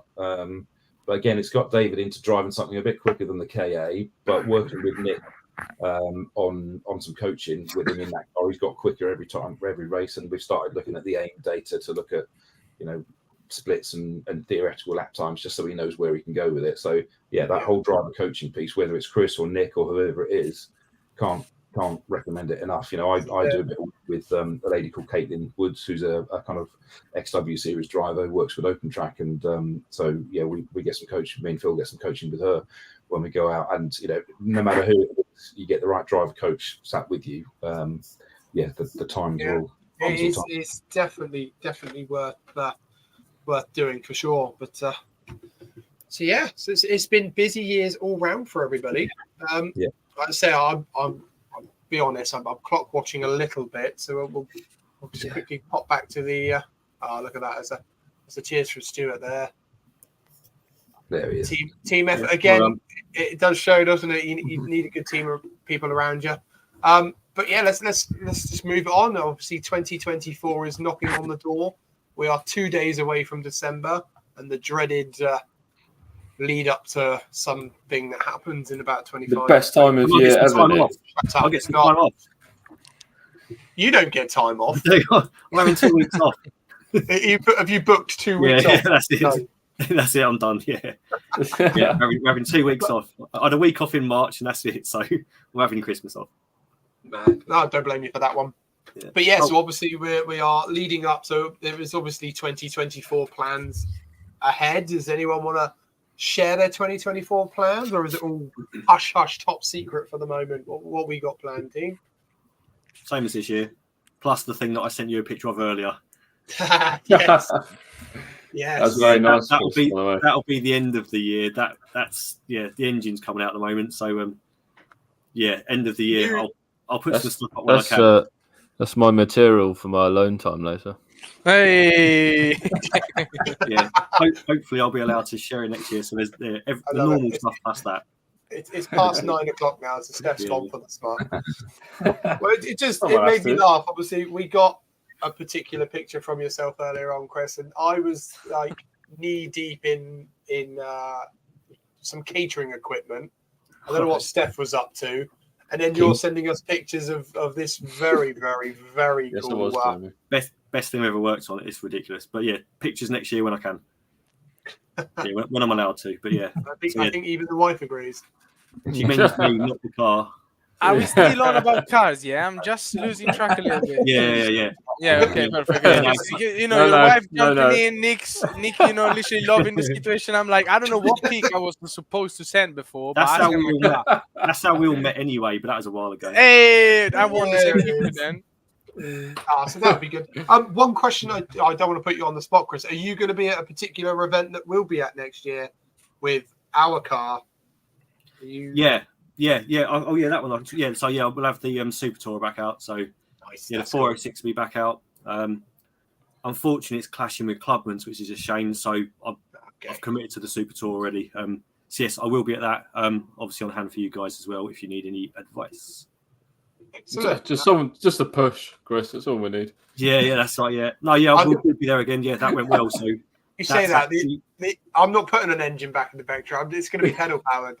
Yeah, we got a spare Super Tour engine in the workshop. So I would just borrow that. It's dead. Well, hopefully, it's a spare, but it's dead. You'll all see very soon. We are making progress with that. So good. We will see. We will see. I just as well quickly before we go on to 2024, a certain someone has been watching, Luca. Hey, Uncle Wayne, my darling, how you doing? Yeah, so there he is. Yeah. That's second place, yeah. Yes. First loser. First, I think is this immigrant that everybody was talking about this year. I don't know. Some tax avoider probably. Oh, I love it. Right then, so yeah, 2024 plans and everyone, what we got going on? Right. Go for it, Luca. Quick fire round. What we got? I'm not going to go into the racing aspect specifically, but I am getting get with Chris too. I'm getting my grade C coaching license with Motorsport School, thanks to you guys, which is the same Motorsport School where I got my ARDS license in the first place. And I'm going to probably try to get my grade C coaching license and start the coaching path too, as it's something that, as Chris said, I had it a couple of times, especially at the start of my career. And I did it with a Cupra and on the KA. And it did help me quite a lot to understand exactly the main rule focus on the exits. And then apart from that, there are talks about a possible stepping up from the coupes. But also I have some surprises with Alex for the coupes exactly next year. So there's everything is going to be determined by the end of January. But I'm keeping my options open. I'm still developing partnership with more sponsors this year, as you guys are leaving me because of racism. Race season. It is race season. Yeah, exactly, the race season. And no, jokes aside, I'm in the process of making a choice on where to go. There are some very important talk happening, but we will share everything once I have some confirmations, not to jinx it. So yeah, either coupes or something new. Nice, like it. Awesome, Jake. I'm in the 206 again next year, so I'm getting to the front. I want to get to the front of this. The gauntlet's down. Yeah. I've had a few thirds this year, and I'm keen to get to the front now. So improve driver upgrades. and a few bits on the car as well over Christmas, and I've got to get rid of some toys as well. I've got some cars to sell. I've got some bits and pieces to move on because I have got a bit of a plan of building something to do hot hatch club sport kind of stuff maybe in the future as well. So I want to build something with a H on the bonnet that's a bit different. There's a lot of secrets in this show, isn't there? We'll see how we go for the future. Yeah, I like it because if all the people that are watching are going to be like, "Ooh, we'll keep following them for next year." Please do that. Emma? Not so secretive over here. We're sticking with Mini Challenge Club Sport for next year, and no way. Definitely want to improve. So I was so close to getting a first in our very last race of this year. I got a second in that race, which I'm totally chuffed with. It was my highest trophy of the year. But yeah, want to see what happens next year. We know where we need to improve the car. We're just going to do that. Stephen's maybe got something else up his sleeve. We want to get him out racing more again as well. But that's very much a work in progress. We'll see how the budget goes and stuff like that. And we're also toying with some more endurance races near the end of the year. So Burkett's on the cards, Race of Remembrance is on the cards. We're talking about both. We'll just see how the budget goes. So yeah, lots of plans for next year. Awesome. Excellent. Jez? More endurance stuff for us with the Civic. So Track Day Trophy again. Looking at some of the kind of 2-hour stuff. So Super Sport Trophy or Club Enduro. Maybe some Road Sport 45 minutes as well. But yeah, 45 minutes is kind of minimum race we want to do in the Civic and get into some of the longer stuff as well if we can. And back with the KAs again. So they're still just about held together with rack and cable time. They're sturdy race cars. Squeeze another season out of them. Awesome. Well, you never know. You might see some more of us next year in the likes of the Civic. We've got 24-hour race in the Ks again next year at Anglesey. So yeah, that's quite cool. How many drivers? It depends on your budget, Luca. Okay. Businessman. I'm gonna be in touch. That was Jeremy, full businessman there. Actually, it would be nice to have all of the club ambassador alumni and you, Nick, on track together for maybe an endurance car in the KAs, and see what happens. I mean, if we flip it. I'm not gonna mention it, but we are a race winning team, so if you guys want some. I mean, the only thing that concerns me is a Ford. I'm racing with Club Racing UK. There's 2 chances out of 2 that is not gonna finish the endurance race, so we need to see that one first. But yeah, no crack on your car, Steph. Absolutely, that didn't break down. No, did it not? No, never. Not the first race, you did well. I did well in the first race, yeah. I was only at Silverstone. I was always Silverstone. Again, I know this is an end of year roundup, but I noticed how Steph, the pictures you've added, there's none of it. No, I missed the deadline of the 5 p.m. you set, so that's what happens. You're literally sat in the other side of the workshop to me. You know exactly when you But go on then, Steph, what's your plans for 2024? Much the same. Mod Fords, if I can get a space, because they're so busy. Hopefully we can get out in the veteran. We can do some, you keep going about this one race, but let's see if we can do a bit more than that. Maybe do some TDT or TDC or not TDT, TDT or something like that. There is and what else we can do? TDT's in Spain this year. Yeah. Yeah, There's more That's a bit. bring both Well, of you're them. sponsoring us for that, Jez, because that's a bit out of our budget, I think. Oh, business. Yeah, and I don't know what else I can get the focus in, really. I don't know what else the class it goes in, but I'll probably do some more. I need to do more learning with it, really. So probably some more track days and stuff with it.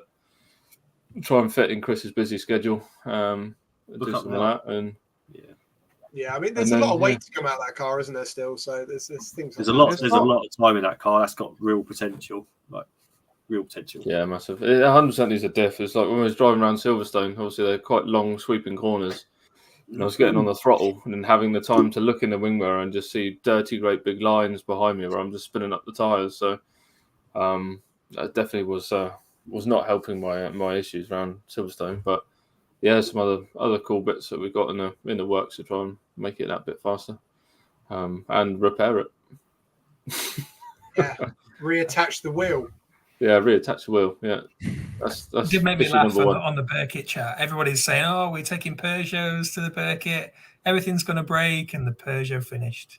Yeah. And the Hyundai too, sir. There. Yeah. Taking off the Mini as well. And the Mini. Yeah. It was the trusty Fords. Yeah. Well, Sam's Fiesta did 3 laps, didn't it? Yeah, well, it was pouring all out of it, wasn't it? Left him. But anyway, let's have a look how good it looks. Oh, yeah. Hey. Oh, there it is. Pictron lines. With the wheels still on. Check out the slicks in it, looking professional. Definitely need pink wheels. Yeah. Pink lights in, I'm pink pretty racing. sure everybody would agree with the wheels need to be pink. We'll have a vote with your wife, and I know what's going to win. It'll be Well, the wife, yeah. Natalie. Get it sorted. Let's get there. Yeah. It's getting there. Let's get there. Well, yeah, that's one thing that probably didn't help was having the slicks on with my cheap eBay wheel bearings, which caused my issue. But yeah, slicks were in It everything. looked cool. Come on, when you was coming round with those fucking Pirelli things, it was absolutely lovely. It was nice. It was good fun. Good fun. So yeah, that's my plan. What's your plan, then, Nick? Well, pretty much. Obviously, finish the Vectra build. There is something pretty intense happening early next year with the Vectra. I'm not going to say anything more than that. You just need to keep an eye on that. Just more secrets. Well, it just keeps the intrigue. There's no point. I can't tell you all on the show right now because then no one will watch the vlog. So, yeah. So something pretty cool is going to happen. My aim is purely Super Touring 2 next year in that car. Anything else will be a bonus. I've done 0 racing this year. My first year of no racing in quite a while, which really sucks actually. But yeah, I'm determined to get that car where I want it. It's been so many years in the pipeline now. It looks the part now. The livery looks fantastic. I don't know if anyone's seen it in the latest video. So yeah, the plan is just to have it looking the part. It's going to be mainly a show pony because we're going to be doing a lot of car shows next year. With the club, we're going to be changing the audience ever so slightly to encourage more people to come racing. We're preaching to racers right now that are already racing, so we're going to be going out to all cool car shows. You're preaching to the converted. Yeah, that's all I used to do. Very true. So car shows are not the same now. Racing's so much better. Oh, it is 100%. I'm going to be like a fish out of water going to a car show, but we're looking at doing classy car shows like Coventry Motorfest and things like that. I think I'll be there. Yeah, so we're looking at doing the stuff like that. We're looking to take the club outside a little bit to encourage more people to come in some more, come and enjoy club level motorsport. So yeah, the car's going to be a show pony for a lot of it, but when budget allows, we'll come and we do want to take on the likes of the TDT, TDC, Club Sport. Yeah. I wouldn't mind doing enough. Go on. Annoyingly, so the engine made bloody good power before it blew itself to bits. It made 214 brake, which is not what we were expecting at all. So, and as Chris set the car up for us, what was that? I think it with wet was like Can't remember, mate. It's like 1,050 kilos, wasn't it? And then I've probably done 60 cars since then, so I can't remember. Yeah, no. So I think it was 1,052 kilos without me in it. And then when we then took it to Coombe, we went to fill it up thinking that there was hardly anything in the fuel tank, and it took 10 litres of fuel. So it actually weighs nothing in comparison to what it really should be. So we think the car's got the potential to be pretty good. It looked good. I must admit, looking at it, actually looks like a pretty solid car. So yeah, be interesting to see what you get out. Like I said, it's an X-Challenge car with some extra bits added to it. It looks pretty sound. We're hoping it'll be. If it looks good, I'll be happy. So. But yeah, that's my plans for 2024, and obviously push the club some more. Hopefully get ambassador program for next year, which that'll lead us on quite nicely. Obviously, the new ambassador program is now open. Woo! The sexy banner here, by the way. If you are interested in the ambassador program, if you head to www.clubracinguk.co.uk/ambassadors. In actual fact, if you just head to our website, it's on the front page now, isn't it, Steph? Yeah. So make it much easier. But literally, all you have to do, guys, it doesn't matter if you are a seasoned pro, it's your first race season ever. All we need to know is your plans for 2024. You obviously need to be racing for 2024. But send us a little bio, some little pictures. You may have already realised by now we're pretty easygoing. I mean, look at the riffraff we've had with us this year. But yeah, honestly, guys, if you are interested in being a Club Racing UK ambassador for 2024, get in touch with us now. We can, we'll make it happen. The entries will be open until probably January next year. Yeah. January, February time next year. So, yeah, get in touch. How many years has it been going now? Is this 3? I can't even remember. This is our 4th year now. So we're signing off the 4th year now. So we'll be into our 5th year of the ambassador program next year. Where's that gone? Big 5. So I reckon another 3 years you can have an ex-ambassador championship. Have like the champion of ambassadors. Yeah. I mean, that is or maybe a KA If you're race. interested in that, speak to Nick and Stefan. We'll get that arranged for 2027. You never know. Stranger things have Do our happened. best. Yeah. Trust me, we've got some crazy ideas we'd love to get over the line. So yeah, let's see what can happen. Right then, guys. So this is your last opportunity to give a shout out to any thanks you want to do for the 2023 season. Sorry. Honestly, guys, it's been an absolute pleasure having you guys on board. As you say, it's not going to end here. I know when I click that end stream, we're never not going to see each other again. I'm not crying, you're crying. But, yeah, honestly, guys, any final sign-offs, if there's any thanks you want to, don't go shouting about us. We know how thankful you are of us, but, sponsors and things like that throughout the year. Well done, everyone. Not a thanks, but well done, everyone, for getting out there. There's been some really good races, some really good clubs and championships here. Well done, everyone. Keep going. Get out again in 24. Look forward to seeing you all at the track again. Yeah, that'd be good. Thank you, man. So I want to thank Chris, Nick, and Steph. No, I'm joking. I wanna thank, of course, we don't need to say it, but I want to thank you guys, as we already said it, for the past 2 weeks since we started understand that the ambassador program was over.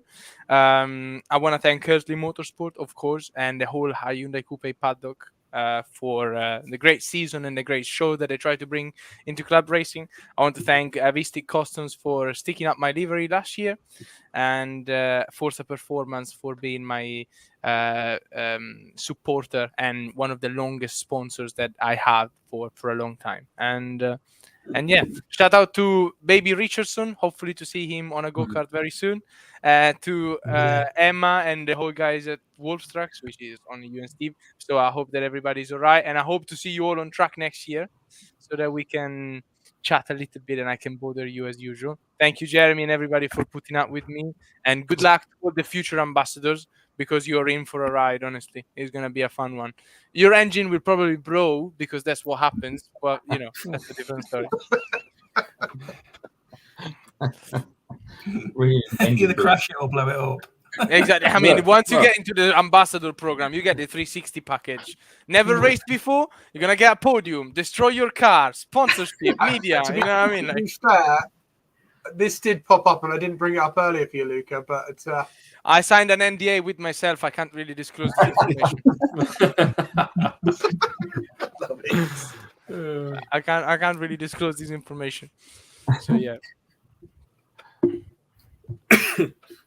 Right. Anything else? Final call. It's nearly a 2-hour show. This bloody hell. No one's going to listen to this one back. Right. My mum will. Ciao, mama. Well, cheers to the Track Attack guys for having us as well. You know, it's a growing series that we've got going on. So, new ownership this year as well with us, with Dave Beecroft taking it over, Big Boss Dave taking it over. He's got a new car this year as well. The Focus would be welcome in there as well, Steph. If you've got a free weekend at some point, I'm sure we could do that. But yeah, cheers for those guys. And I say it's been a whirlwind. Awesome. Yeah, we just want to say thanks to Mini Challenge Club Sport, Rob and Tom, for setting up the championship, because when Mini Challenge took the Cooper S's out, the Cooper R53s and R56s out, there was nowhere for those guys to go. And it was something that we were always kind of looking into. So it's great that the series has gone so well this year. And it's just the beginning, really. So I'd highly recommend it to anyone. The Paddock atmosphere is awesome. Luca, if you're looking for a Mini, like you were maybe saying, definitely come along. We'd love to have you on the grid with us. And yeah, thanks. Sorry? I tried to come and make some noise. Oh, yeah, definitely. You'd be very welcome with us.